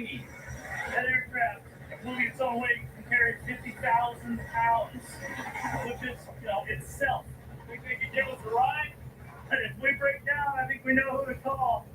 All right, check that off the list. Finally stopped in at my old unit and said hi. If you guys are interested in joining any of the realtor branches, I highly suggest you go aviation because you're supposed to be a smart breed and you get better taken care of by the people in your unit. These guys here, not a normal group of militants.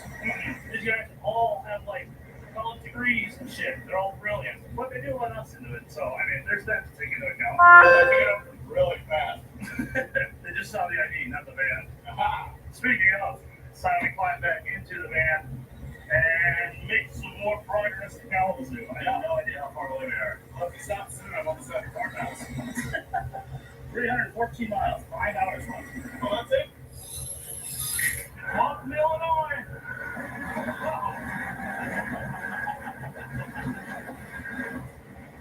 Oh boy. Welcome to Chicago. My favorite place to drive. Our odometer has just passed 96,609, and we have 169 miles remaining. Van's still running fantastic. The roof is still loud as hell.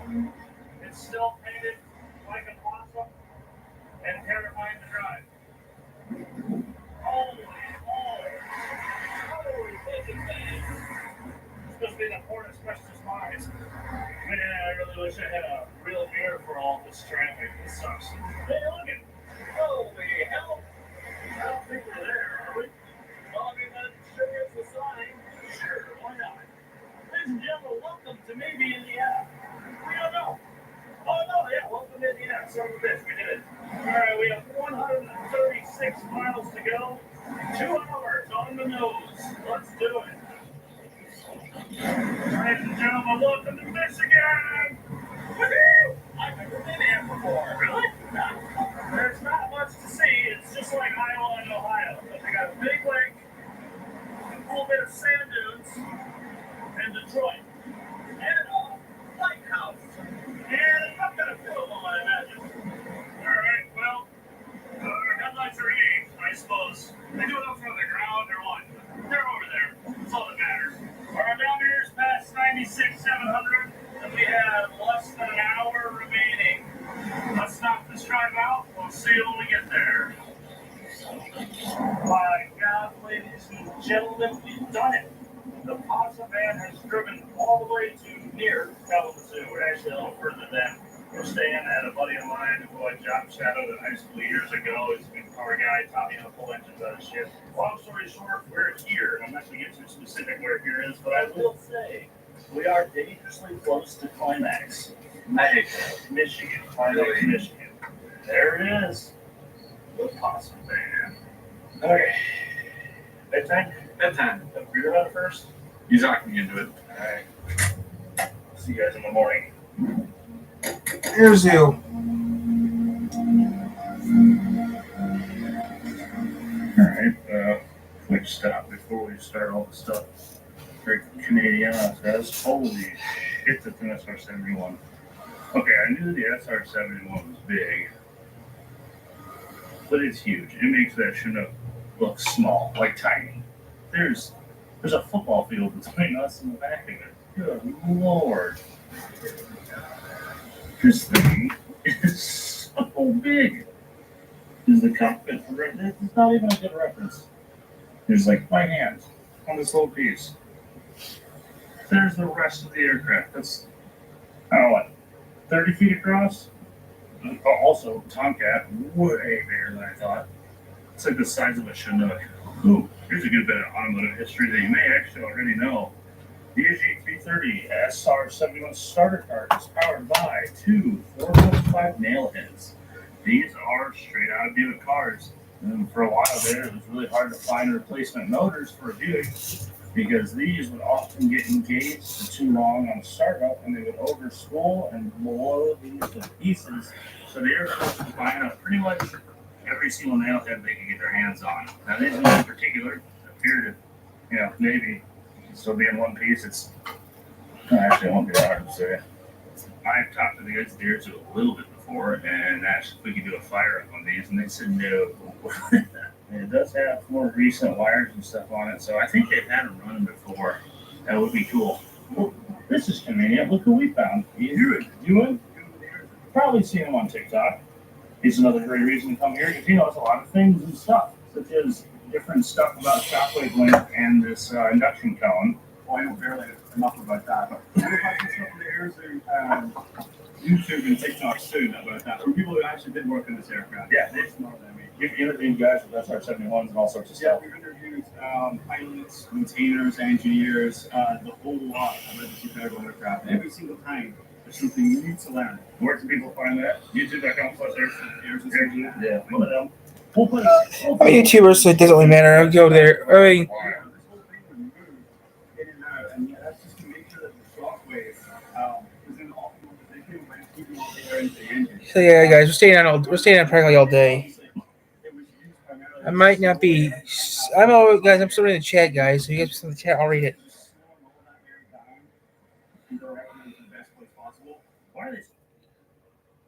What you want is your call. Alyssa Slotkin is lying to you. Slotkin voted to allow states to ban gas vehicles I don't know. and added millions to foreign EV companies that then laid off thousands. Slotkin's bad for Michigan's workers. New Emergency Immune Plus crystals. Take them on the go. No water needed. Now with vitamin D for when you want extra immune support. Try new Emergency Immune Plus crystals today. Alec Mercer, fantasy professor by day, inspector gadget by night. Every crime can be explained by science. Want to do an experiment? Anything for science. Irrational, new Tuesday on NBC and Peacock. Might do it tomorrow. I gotta go do some stuff. We're committed to keeping our quality high. We'll stay on here for a couple hours, so yeah. Maybe we won't stay until noon. Who knows how long we'll stay on for? And it's silver. Yeah, these are aluminum impregnated tires. SR-71, obviously, when up flying, a lot of heat generated around the aircraft, especially right here on the skin. You know, we're talking about temperatures 500 degrees plus. So the tires were impregnated with aluminum to essentially reflect that heat away to try and keep it. Oh, it's such more. They were this far from the skin. Yeah, if you're looking second, you can see we've actually got a can. So we go in and sit in that can. Oh, and it's got That can is insulation. protecting it from the heat and also to protect the aircraft in case one of these things does pop or explode. Oh, so it's a first can, basically. Yeah, Insulated. insulate, protects, So it's got and then yeah, you've got these tires here. These are good for I think between 15 and 20 landings, depending on the quality of landing. So down to one, potentially. I love that they made the hose, like a hydraulic hose, they meant it so that it's a spring and that it can fold instead of, that swivel. That's super weird. I didn't know you could do that. I make us remember that. We'll do that on breaks or something. I don't know. Why would we need that? Blue. Oh, we always run into problems with brake hoses. Well, why don't we just make a brake spring? Great. It's brilliant. There's so much going on. Oh my gosh. This is so damn cool. Check out the Airsuit. This is fantastic. And if you can't, there always a way to learn little cool knick-knack things they can show you. There's usually a hop and skip from her location. With the Airsuit, you can do that. Again, they're TikTok and YouTube. Airplanes, they have typical cool World War II stuff, to include a piece of the Juno, which is the only remaining piece of the ship that the Sullivan brothers were on, correct? From Waterloo, Iowa.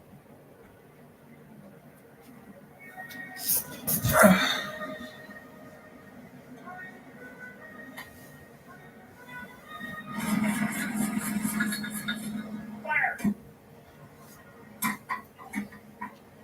That's fire. They got all sorts of space stuff. And ammunition. It's another really cool thing they do. Early morning fog, I see the visions of the things to be. Rivet by rivet. This is one that they pulled out like That's really neat to see. They also have a giant rocket engine. Here's something I learned. I did not know that jet engines were ever made like Buick. That's badass. Here, the other SR-71 motor. My God, these are large. Did you know? Actually, I forgot to mention this earlier. It's on the other side. This is a hydraulic computer. This is a computer that adjusts the fuel trim and everything on this SR-71 motor. And it uses hydraulics because those are the same pressure and operating temperatures and stuff at altitude that they are on the ground. And, 1960, that's what they made. I actually know that only because I saw the TikTok about it from the years. So, again, go check them out and learn stuff. All right, one last interesting piece. I think I just found the largest carburetor ever. Yeah, look at that. It's just like a giant two-barrel. It goes down on this plum. It's got triple superchargers and makes 3,200 horsepower. The right R3350 turbo compound radial. That's nuts. All right, we go back to doing possum band stuff. We don't even have. I said that today. Enough. Good morning, folks. You join us on the big day. Today's the day that we're driving the possum band up to the Gilmore Car Museum and then to the Indiana Fest. You ready for this? Absolutely. I'm so excited. Let's go do this. Now, this sucks. It's a little foggy this morning. We hit the brakes hard enough, I believe. We should, there we go. Some water up the roof. Okay. It all works together. You'll love to see it. All right. So today we got plans today. Yeah, stay on the channel all day long. That's what I'm doing now. Section with a fire truck? Well, with a tractor. No, that's a semi. Are you sure? Yeah. Stay around all day. They have a laser. What is the laser for? Target acquisition. What is going on? What is that? What is that? I don't know. It's a hell of a name for a laser. What the hell? I have no idea. All right, moving on. I guess figured it out. That was the road marking crew. There's cones all wet paint that they just put on. That makes sense. The laser was for alignment. We always do this. We always have to figure out why things are. I mean, it doesn't change our lives at all. We have to know. Yeah, I'm not gonna go to Car Museum. Bring my backpack with me. Come on. do the thing. Tell me to go do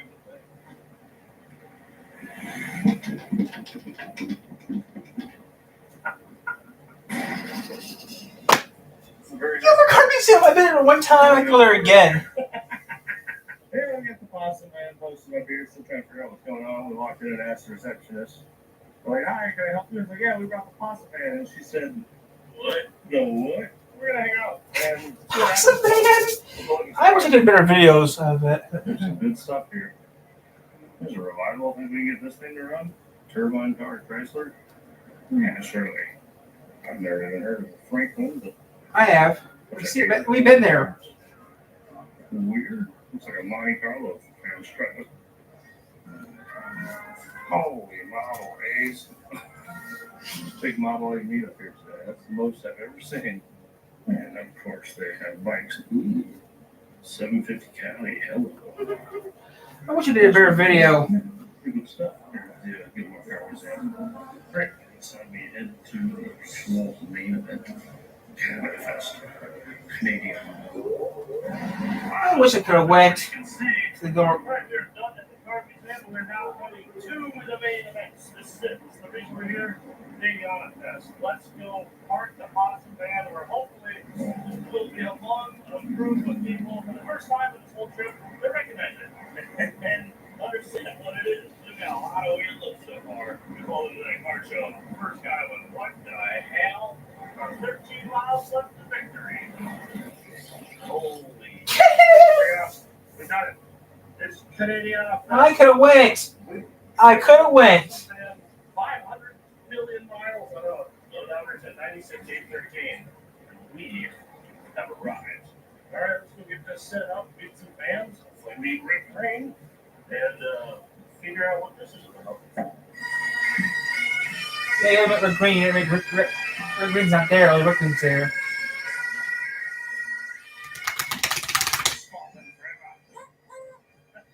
I accidentally bought a non-alcoholic beer.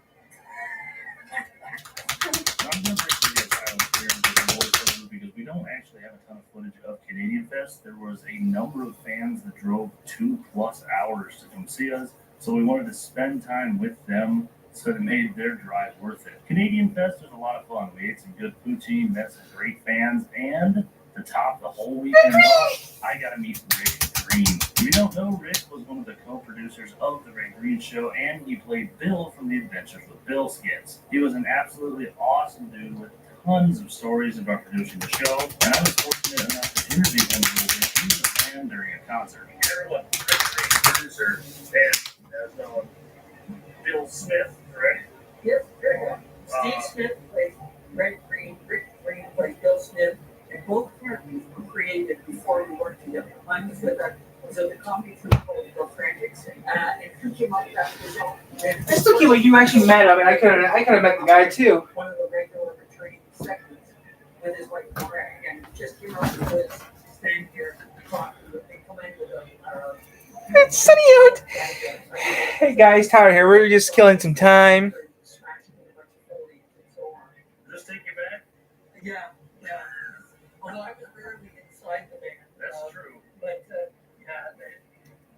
it's funny because when Steve got the band, it was painted blue, and we wanted to make it part of Fossil Lodge. So we went and bought some, I guess, flooring and a roller, and literally rolled it, and then went with a brush and outlined the possum on the side.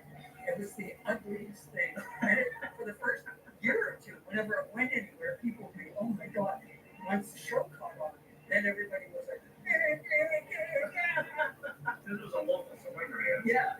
I don't know where it was filmed. Yeah, exactly. Well, my stuff, The Adventures of Bill, was filmed up on the Niagara Escarpment at an apple farm run by this retired couple, and they were lovely.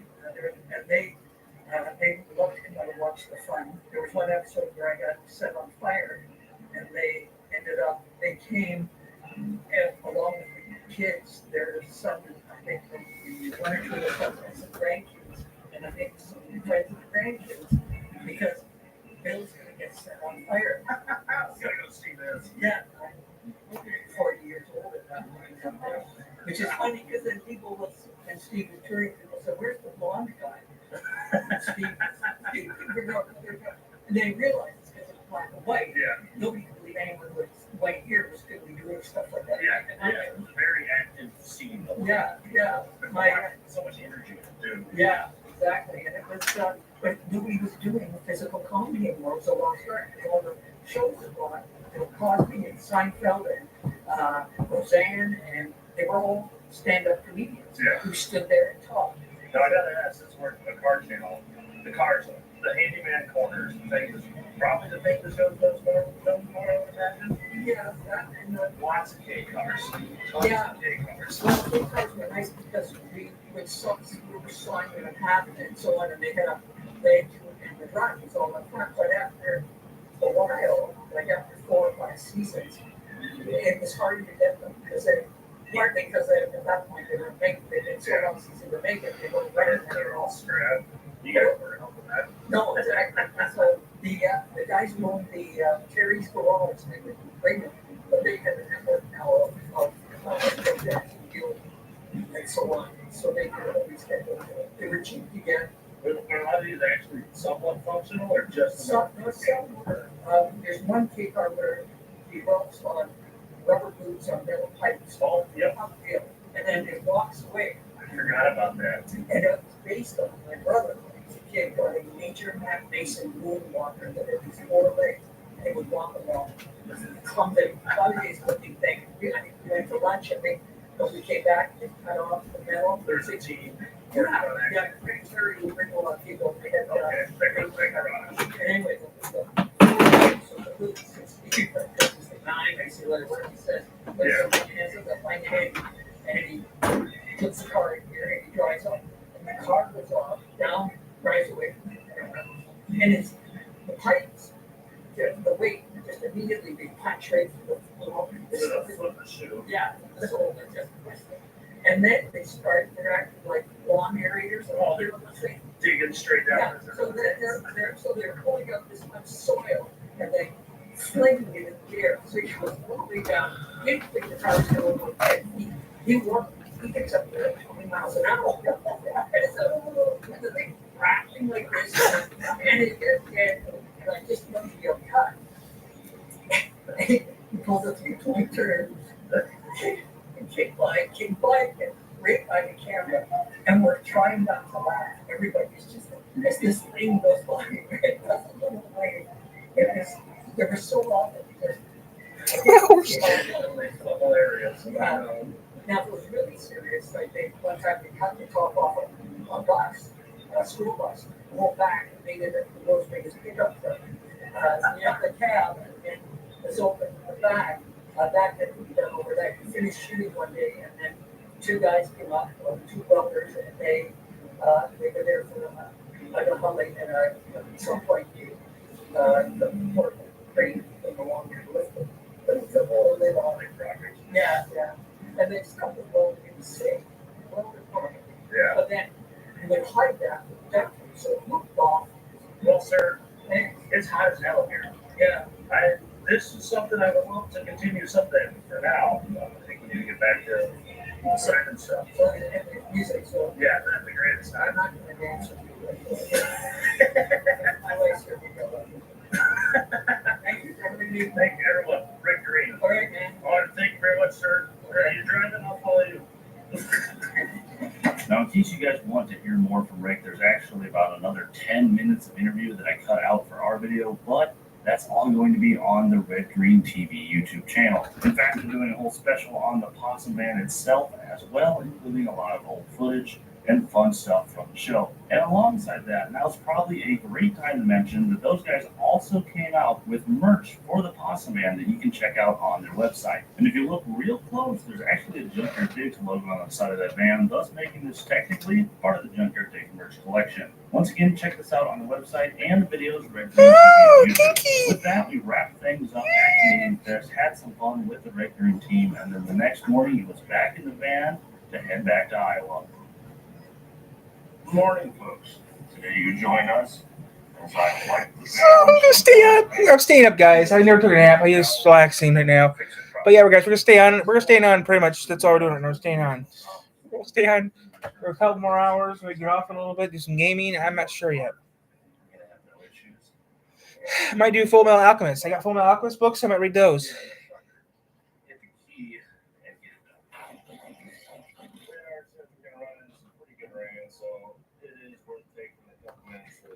So hey, baby, what are you doing, huh?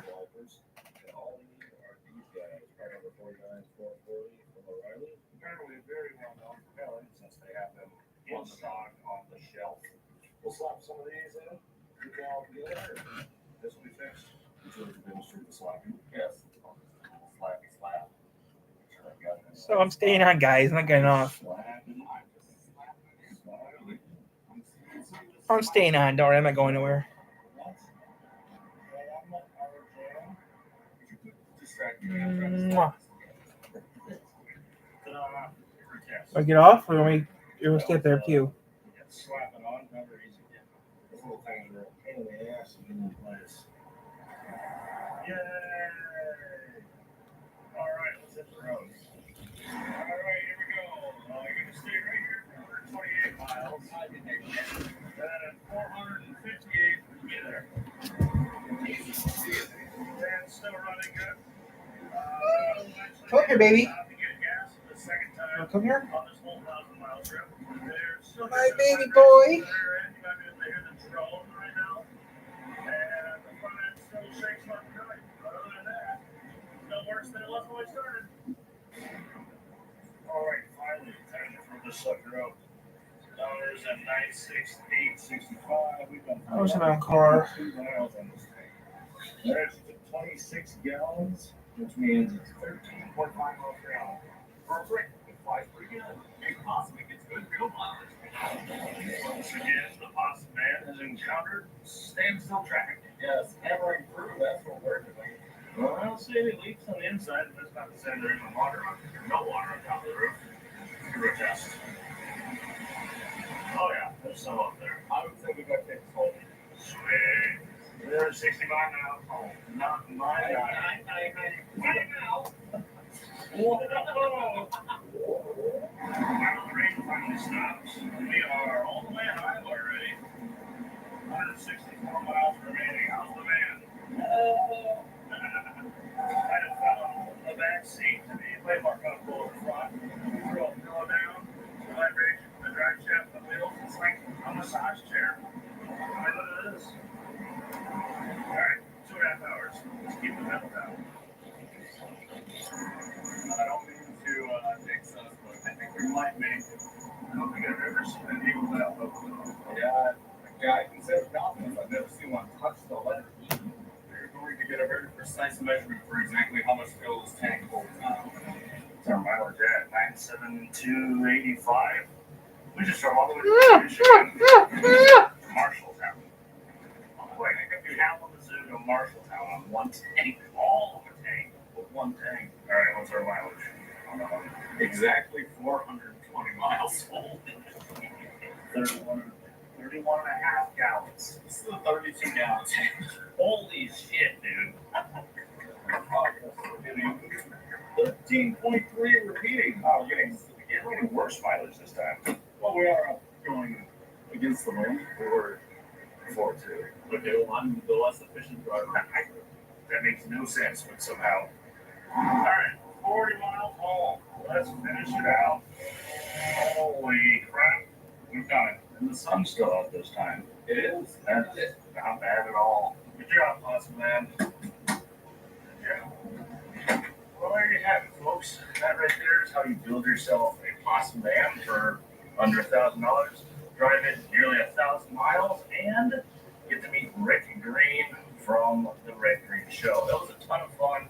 Thanks to the Red Green Show for inviting us. That was a blast, something I never thought I would actually get to do. And now we have a Possum van that we're going to use. Clearly some drive shafts and wheel vibrations we figured out, but we'll get to that. These things are super useful and it's really funny, so it's hard not to drive it. In fact, I think I've got my Halloween get up completely locked in this year. If you guys want to check out any of our merch, you can find it on junkyarddigs.com. If you'd like to check out any of the awesome merch from the Red Green Show, you can find it on redgreen.com. If my wife is watching, I'll be headed straight home after the outro. I've been on the road for 3 or 4 days now, so I apologize in advance if I might stink a little bit. As for the rest of you, thanks for watching. On behalf of myself and Angus and the whole rest of the gang here at Junkyard Digs, keep your stick on the ice.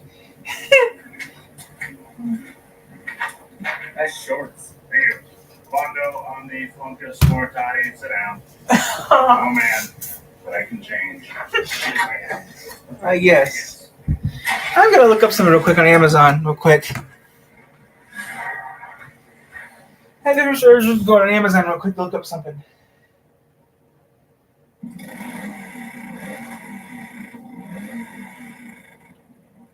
Let's go stay on, guys.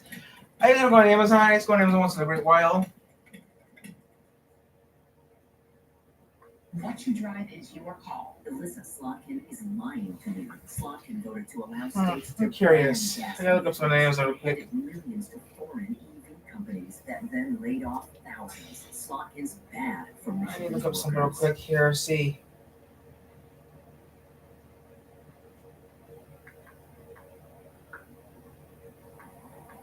Oh boy, here we go. Ladies and gentlemen, welcome to another episode of Junkyard Digs. I'm your host, Kevin, and currently I'm in Palmdale, California.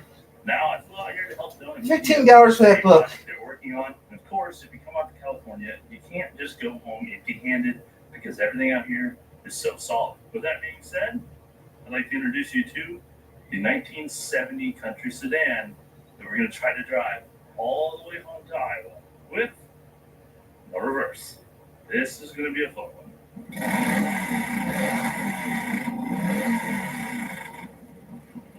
For those of you who are familiar with the channel, you know that Okay, so the movie's gonna cost $12. Media on his 52 Imperial and shot a revival video Okay. running for the first time in a number of years. That video was a ton of fun to shoot and it did really good on YouTube. So a year later, when Donut Media called me up once again for a shoot on one of their own videos this time, I don't hesitate at all. The plan is simple. I'll help them for a week, get back on a plane, and fly back to Iowa. And this seems like a perfect plan, but there's 2 problems. 1, I don't have any transportation while I'm in LA, and 2, I won't be filming a video while I'm there, and I have to put something out in December. Of course, me being me, I see an easy solution, and I hop It's on 8 o'clock right now. The 1970s. And it's 39 degrees outside. We're still under a freeze warning. This one would be an understatement. According to the ad, We're still under a freeze warning until 9 a.m. Brand new tires. So for another hour, under a freeze warning for another hour. About there being no reverse. So that's good stuff. This thing was actually selling it for someone else. He didn't have a ton of info on the car, and to say the least, the pictures weren't very helpful either. This thing was a complete shot in the dark. From what I could see, it looked like it might be a pretty decent car. So I'm gonna stand for a little bit longer, and that's it. Do I risk it all and drive this thing? Do I really care about that? So I don't know what else to do. I don't know. Should I do a video? Should we do some gaming, or should we stay out here and do nothing? I don't know.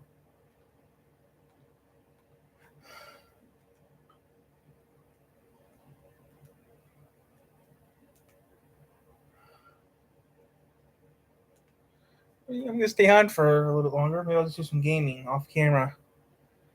Come on, 2 hours was good enough. Yeah, but no, I'm gonna stay on.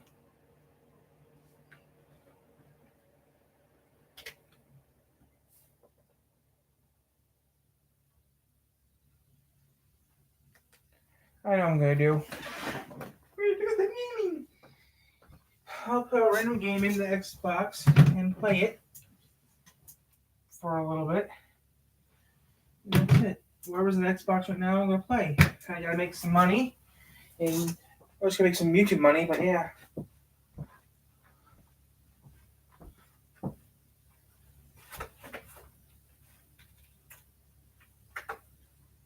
I need to make some.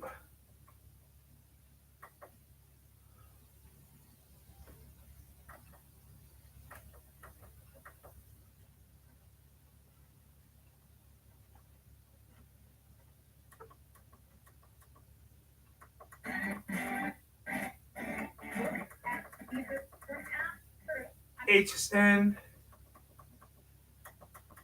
I don't watch HSN right now.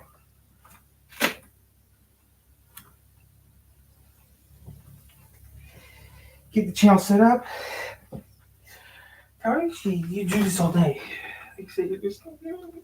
Yeah, well, technically, I'm just gonna relax because it's almost in the morning. So yeah, get this set up.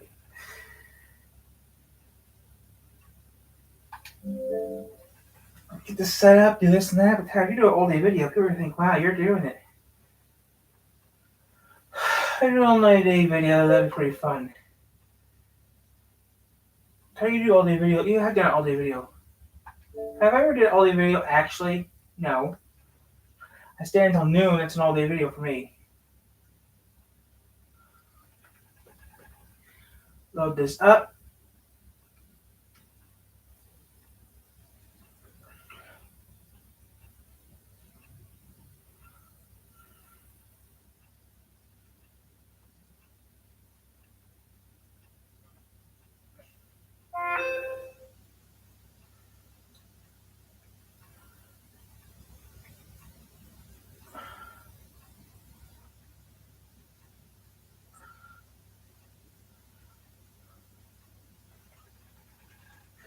We're gonna make some money. Try to on YouTube. But yeah, the way I make my videos, who knows? I might make a few bucks on YouTube. If FNAF videos didn't do well, neither did Cuphead or Bendy, which those two videos still got. Yeah, it's Halloween. I got to start reading those Bendy books.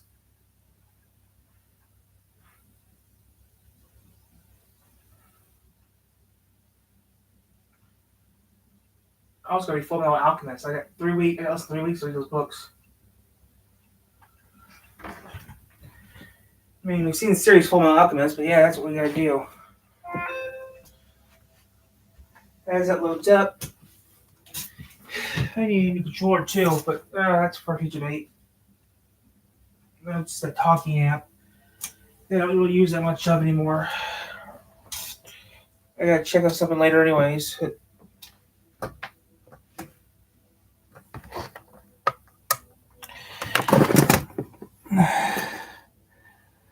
It'd be funny if he actually did do.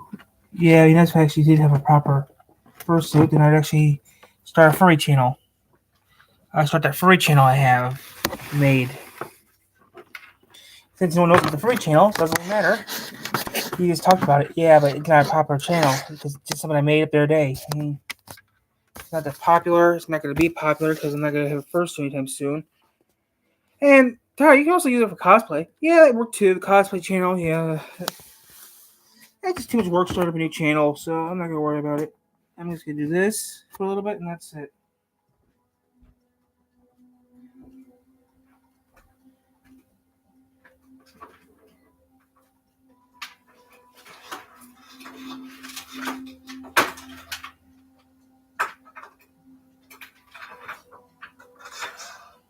I need to straighten these wires.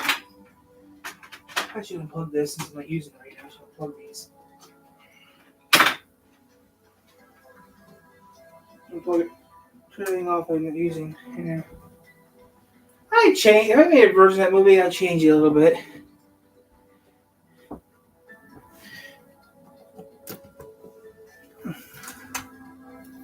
2000?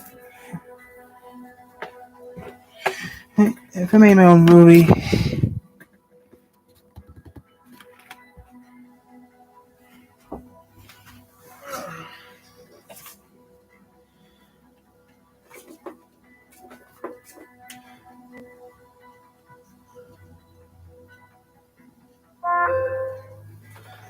yeah, that'd be funny if that was true, but that's not true. I need to make some money. I always can make some decent money on YouTube. And then I could have fun, but I don't know. I can't make any money on YouTube right now. If I made $1 on YouTube, I'd be happy. Now it's possible to make some money online, like Odin Wolf did.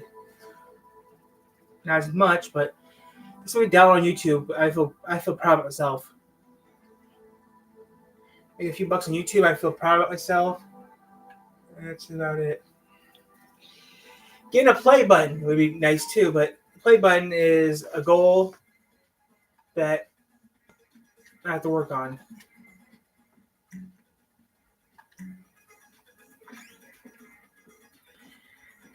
Time to make some money.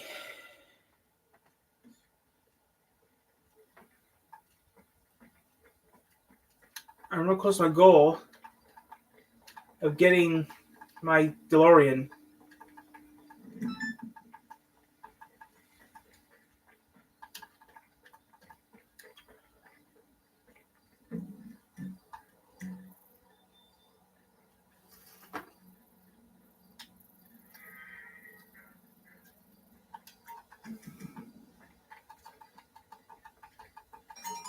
He's coming towards me, so that's good.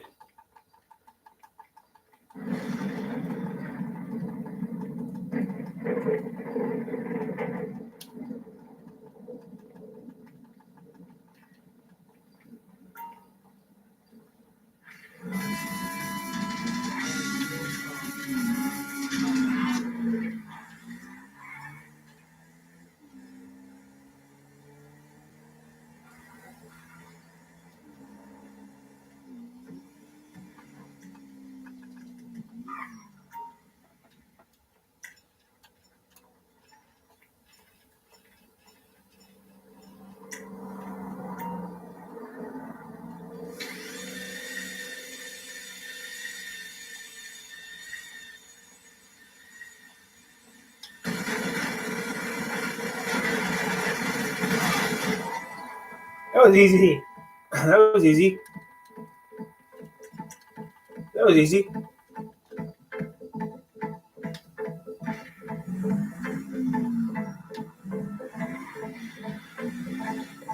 That was easy.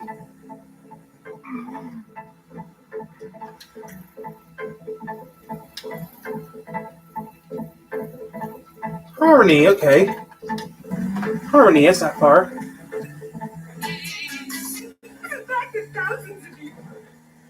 This isn't Harmony. Harmony isn't that far. Harmony's hopping a skip, but he's still not going to be in. So he's in the Harmony area. Okay, that's not far.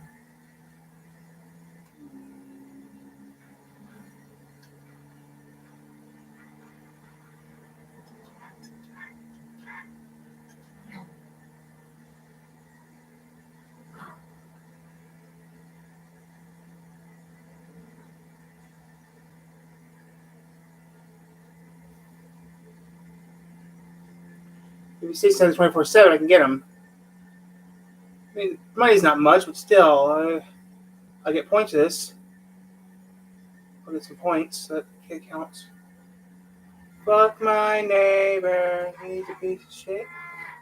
Fuck my neighbor, he suck my dick. Can't keep a job, what a fucking dick. Suck my neighbor. Yep, he's gonna stay there. Okay, he's staying there.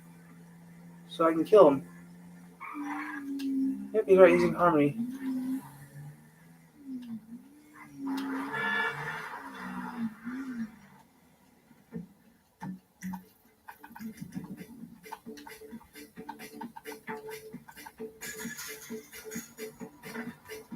Musket.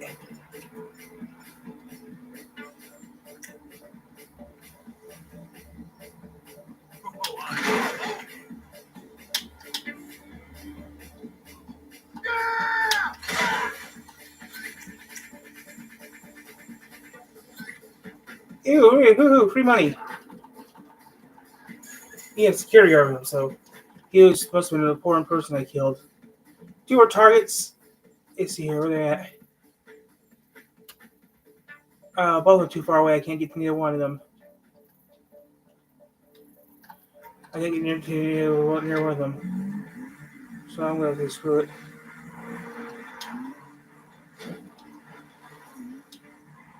I'll screw it. Can't get them. Am I going to get them? Nope. Oh, it's almost get them. I just made some easy money, so that's not bad.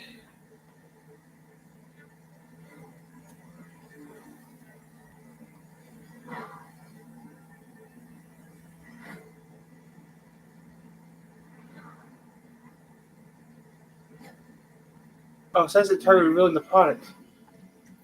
Okay. I'll be pushing it, but I can make it Play-Doh. Play-Doh's pushing it. I can make it a Play-Doh. Play-Doh's pushing it. Make it to Play-Doh base. Pushing it, though. Can you Play-Doh? I can make it to Play-Doh, but Play-Doh's pushing it. I'm pushing it to go into Play-Doh.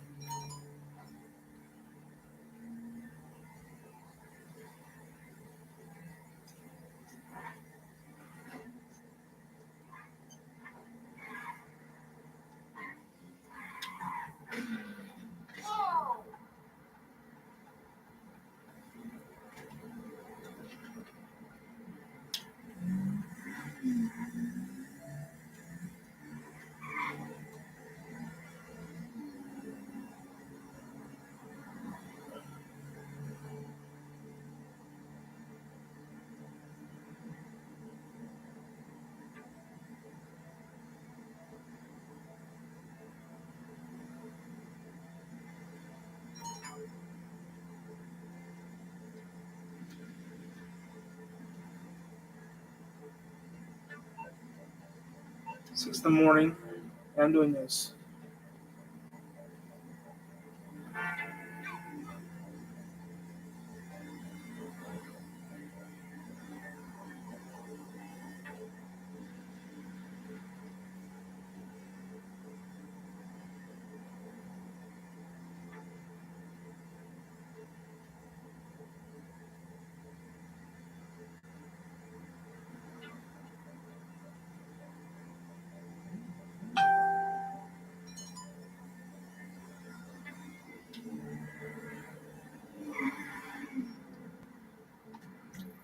Where's the product at? That's too far for me to go. I'll go. That's just too far to go. I'm not gonna go that far.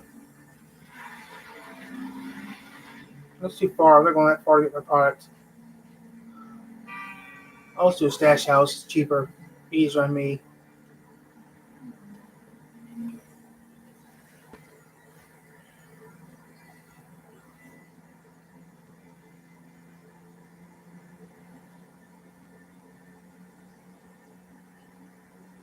I'll just do a stash house. It's easier on me. I'm not going all the way back to city when I can't get that far.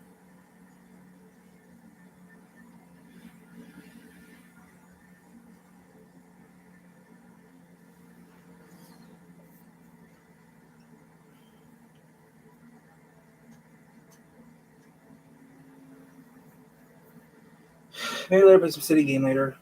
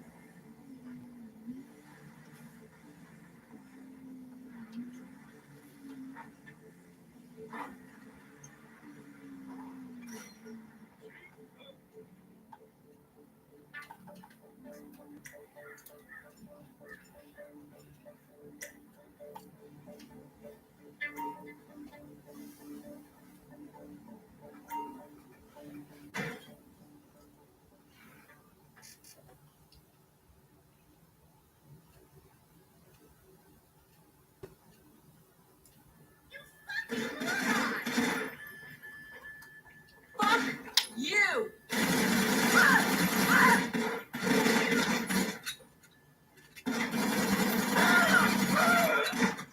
You fucker!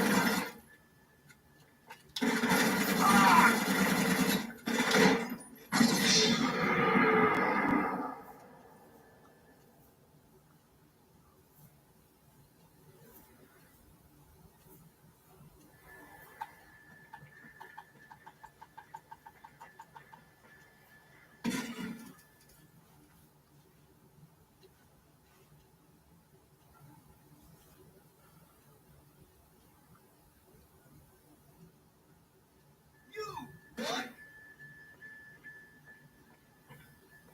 Prick! You idiot!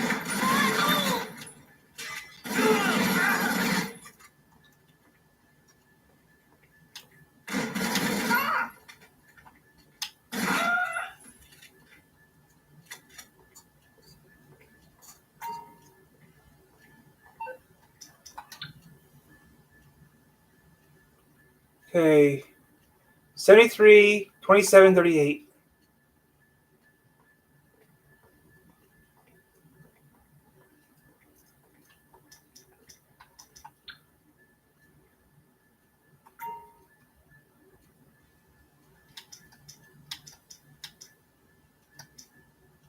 $73, 27, 38. Okay.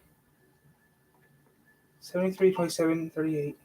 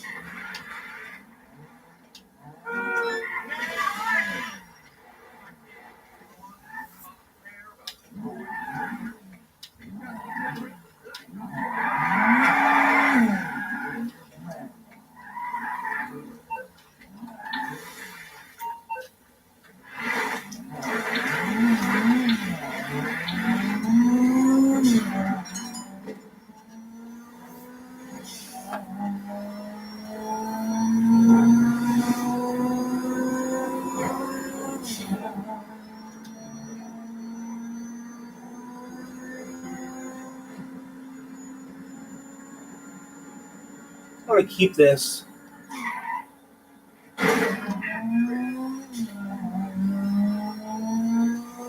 Let's see if I can keep this card. So I can't keep it, I'm going to get pissed.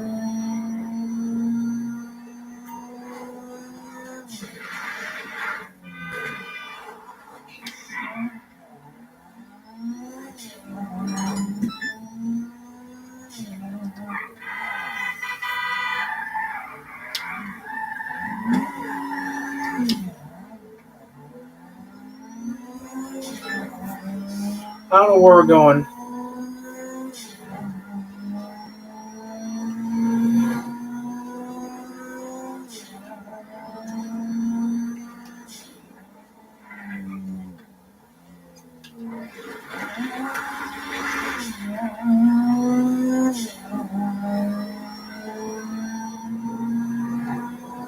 No speedometer, that sucks.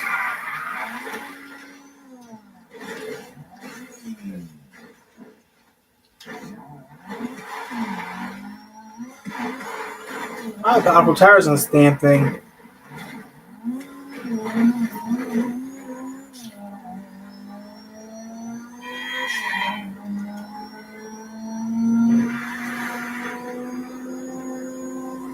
I was getting paid like I usually do.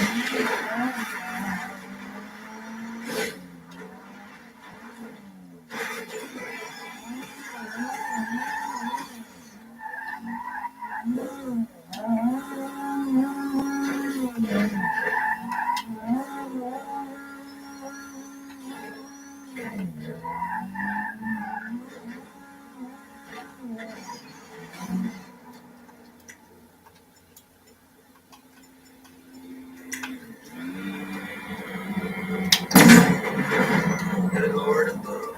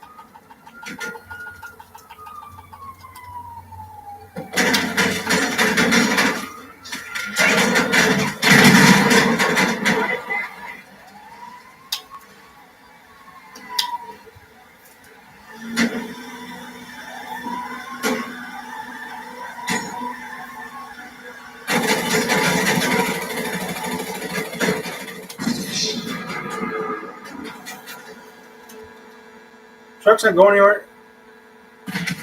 Truck's not going anywhere anyways.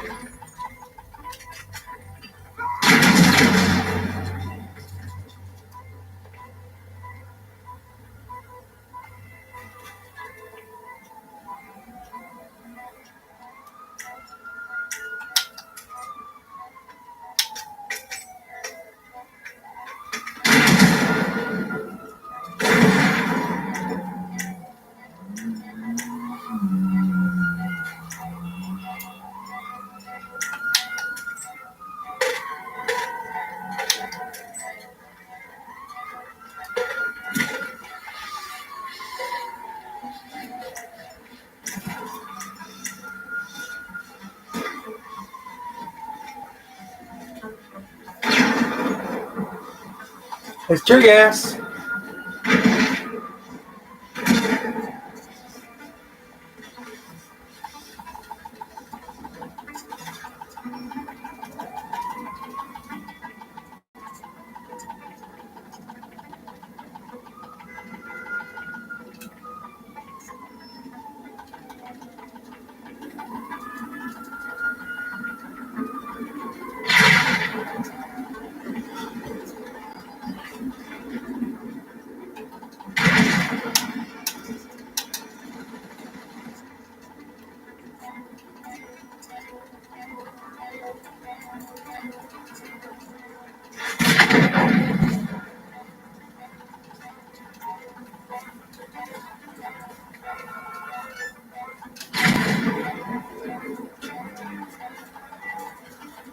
I want to watch porn in it. Porn right now.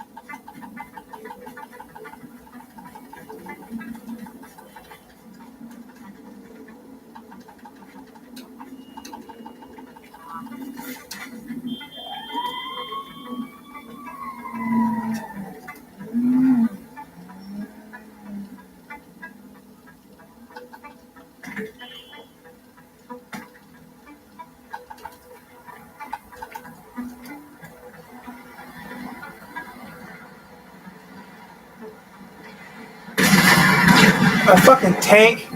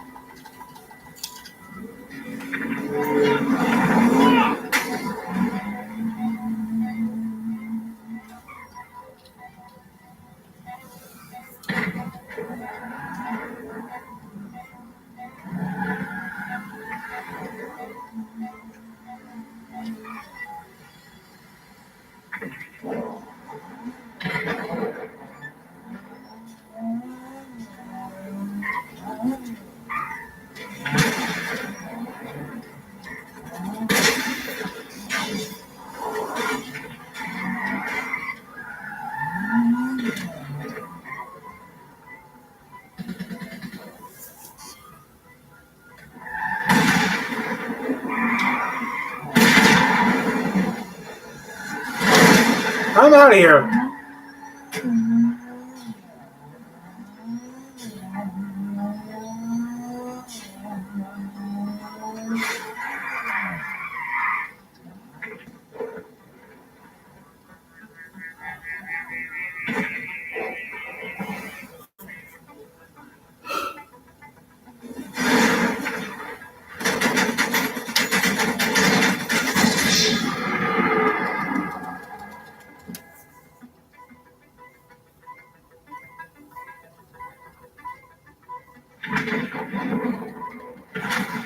Going back to my car.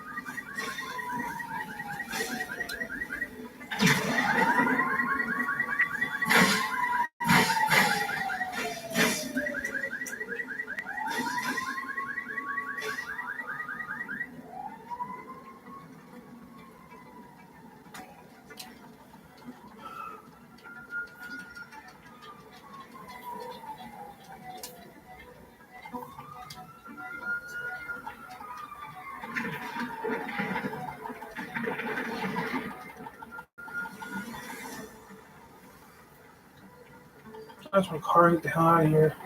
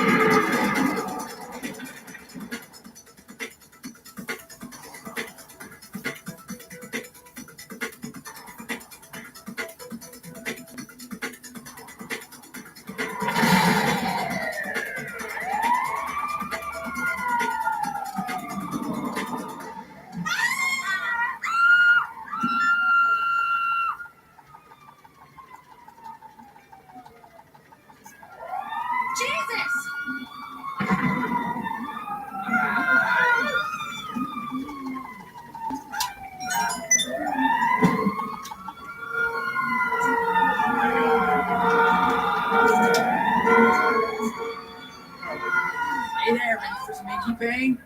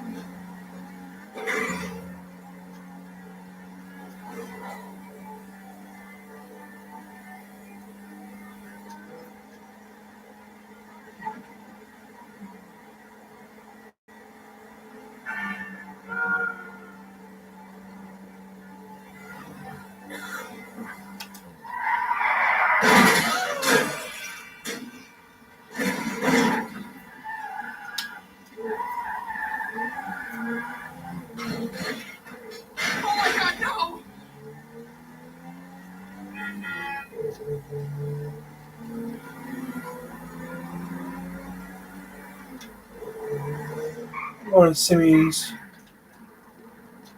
Why? Safer there.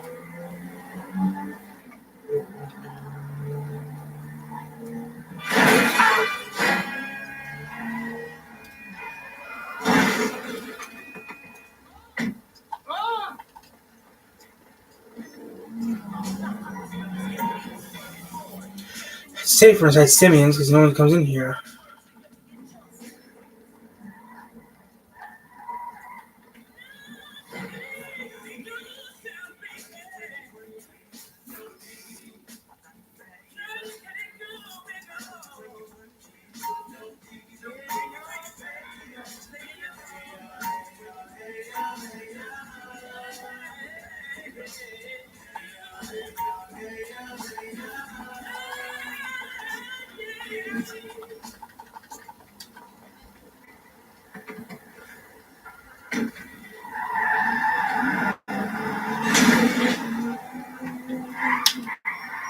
Oh my god!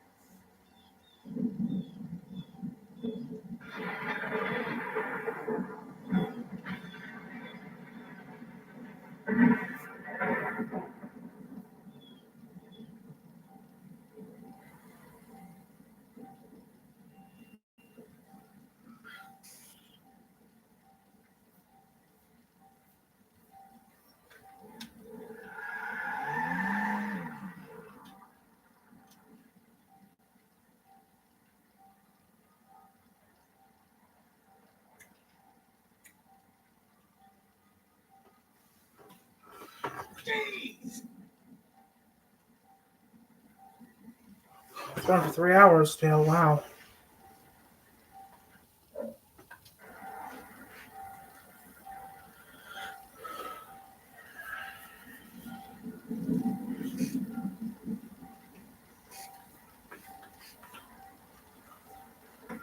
Hey, whoa.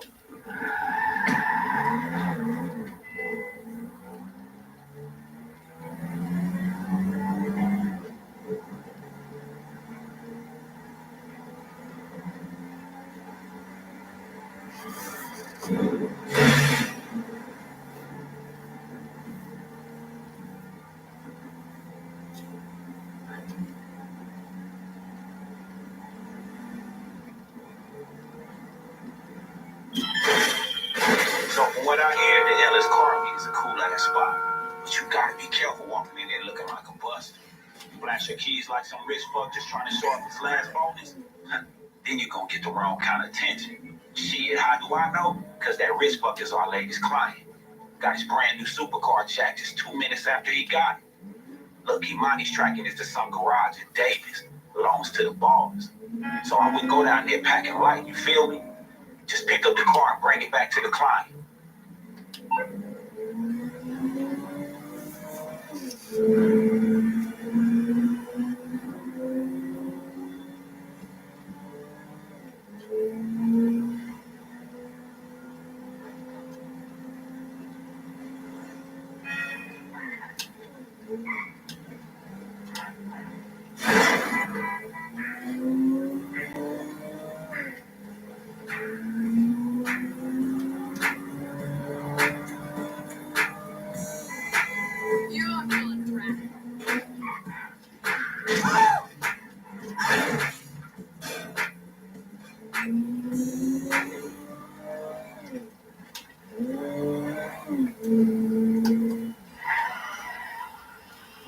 E-brake. Doesn't do much. Oh, right.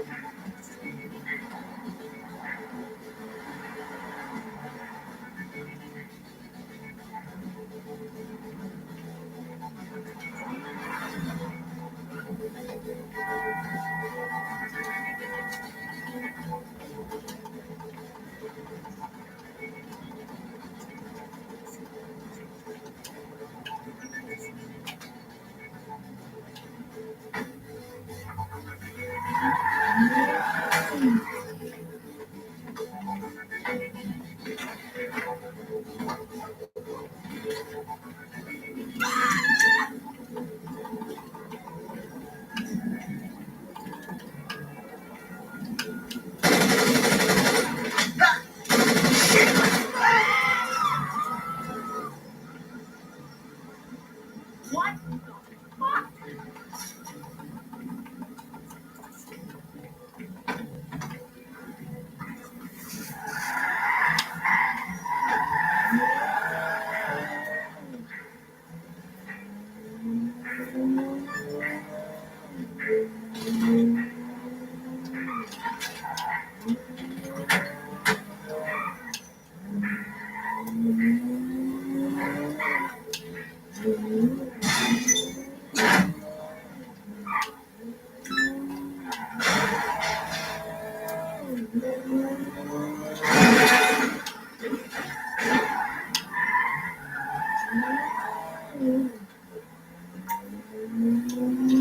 See your nose and something you shouldn't see your nose into.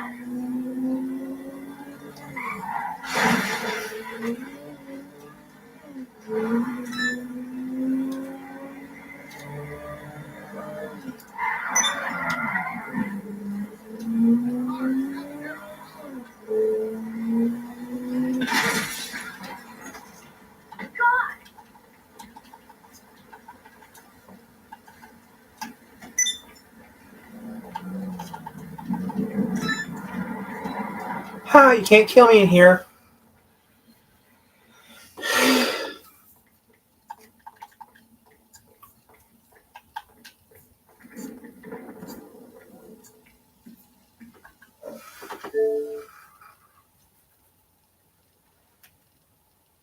buy something else.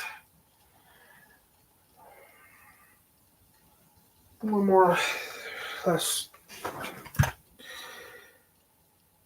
stressful. I'm gonna eat a baguette later. I know I'm gonna have lunch later. It's not important right now.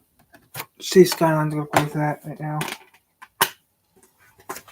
See Skylines, and it's not even 9 o'clock yet. Okay.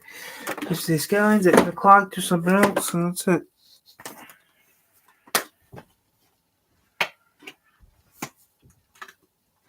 At noon. I took you to see the box came in yet. We'll click that out. 9 o'clock last.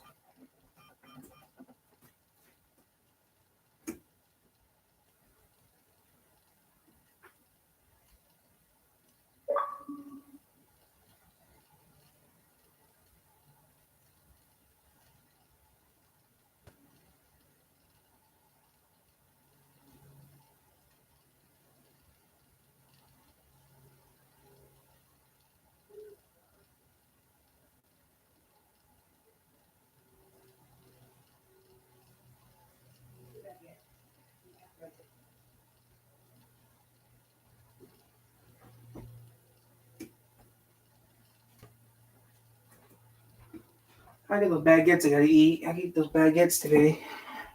Can't believe almost 3 hours. I've been on for almost 3 hours. And so far, the channel's doing pretty good. No one's watching, but I don't care. These are for fun, anyways.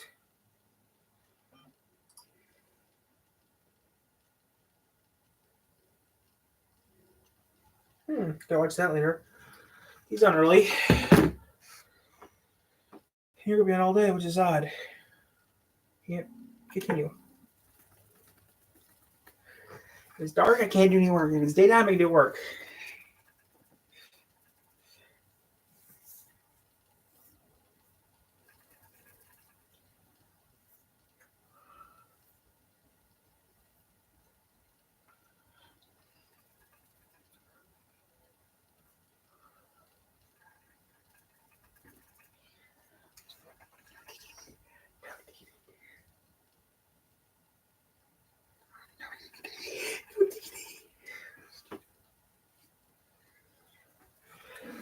Okay, I can't do anything right now. It's nighttime, so I can't do any work. It's nighttime right now. I can't do little to no work right now because it's dark out. When it gets brighter, I can do some work. We're $80,000 in debt. I can't do any work right now until I get some more light. It looks great.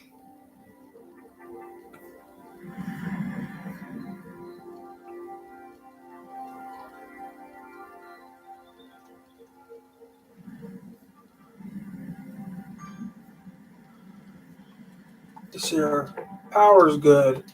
Water's good. Trash could be a little better.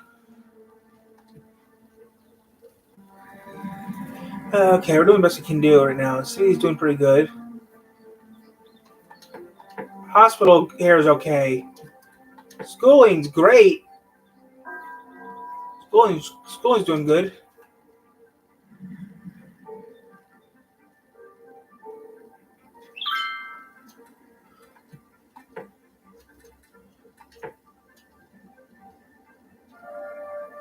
There we go. Gotta have at least one windmill up.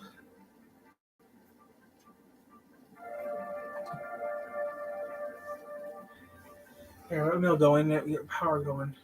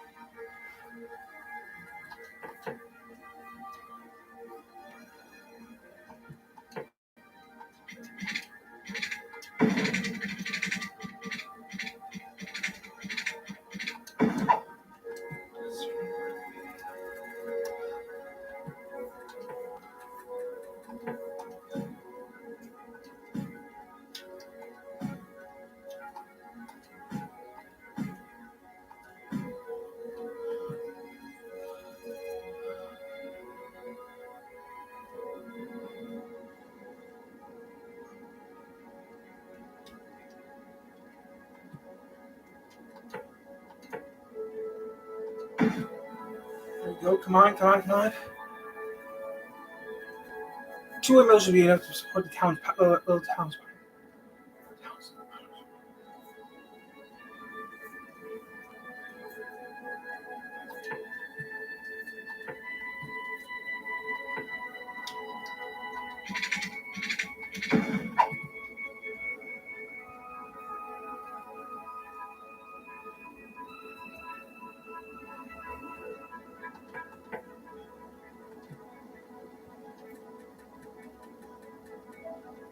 I do nuclear. 36,000 people. Okay. Then we can do nuclear. Can't wait to do nuclear.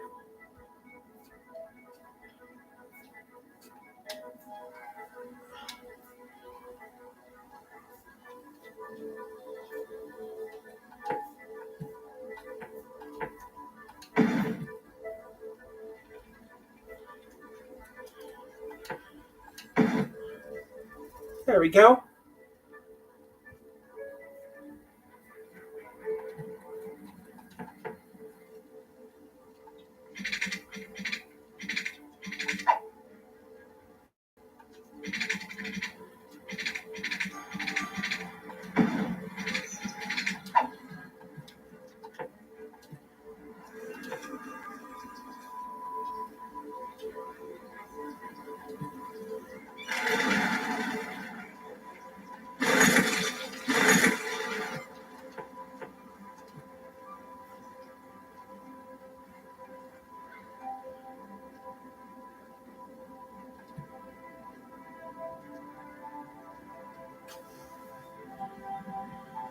It's 9 o'clock.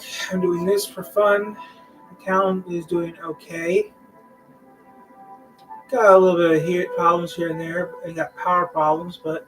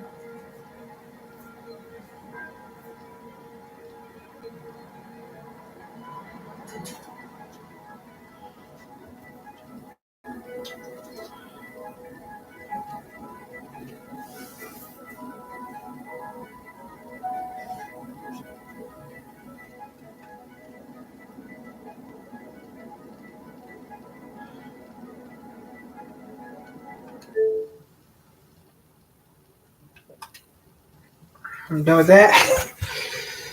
Put this back on the desk. Do some other stuff. I don't know. Make some I don't know.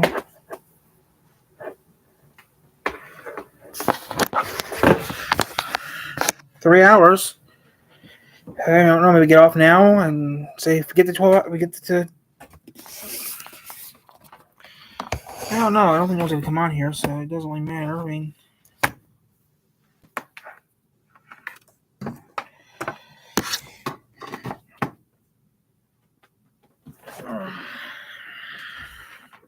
I actually do a stream on the day that you're not working. Wait until the summertime to do this stream? That would have been a better idea to do this stream in the summertime when people are actually home. Yeah, you're right. 3 hours is still long enough for me.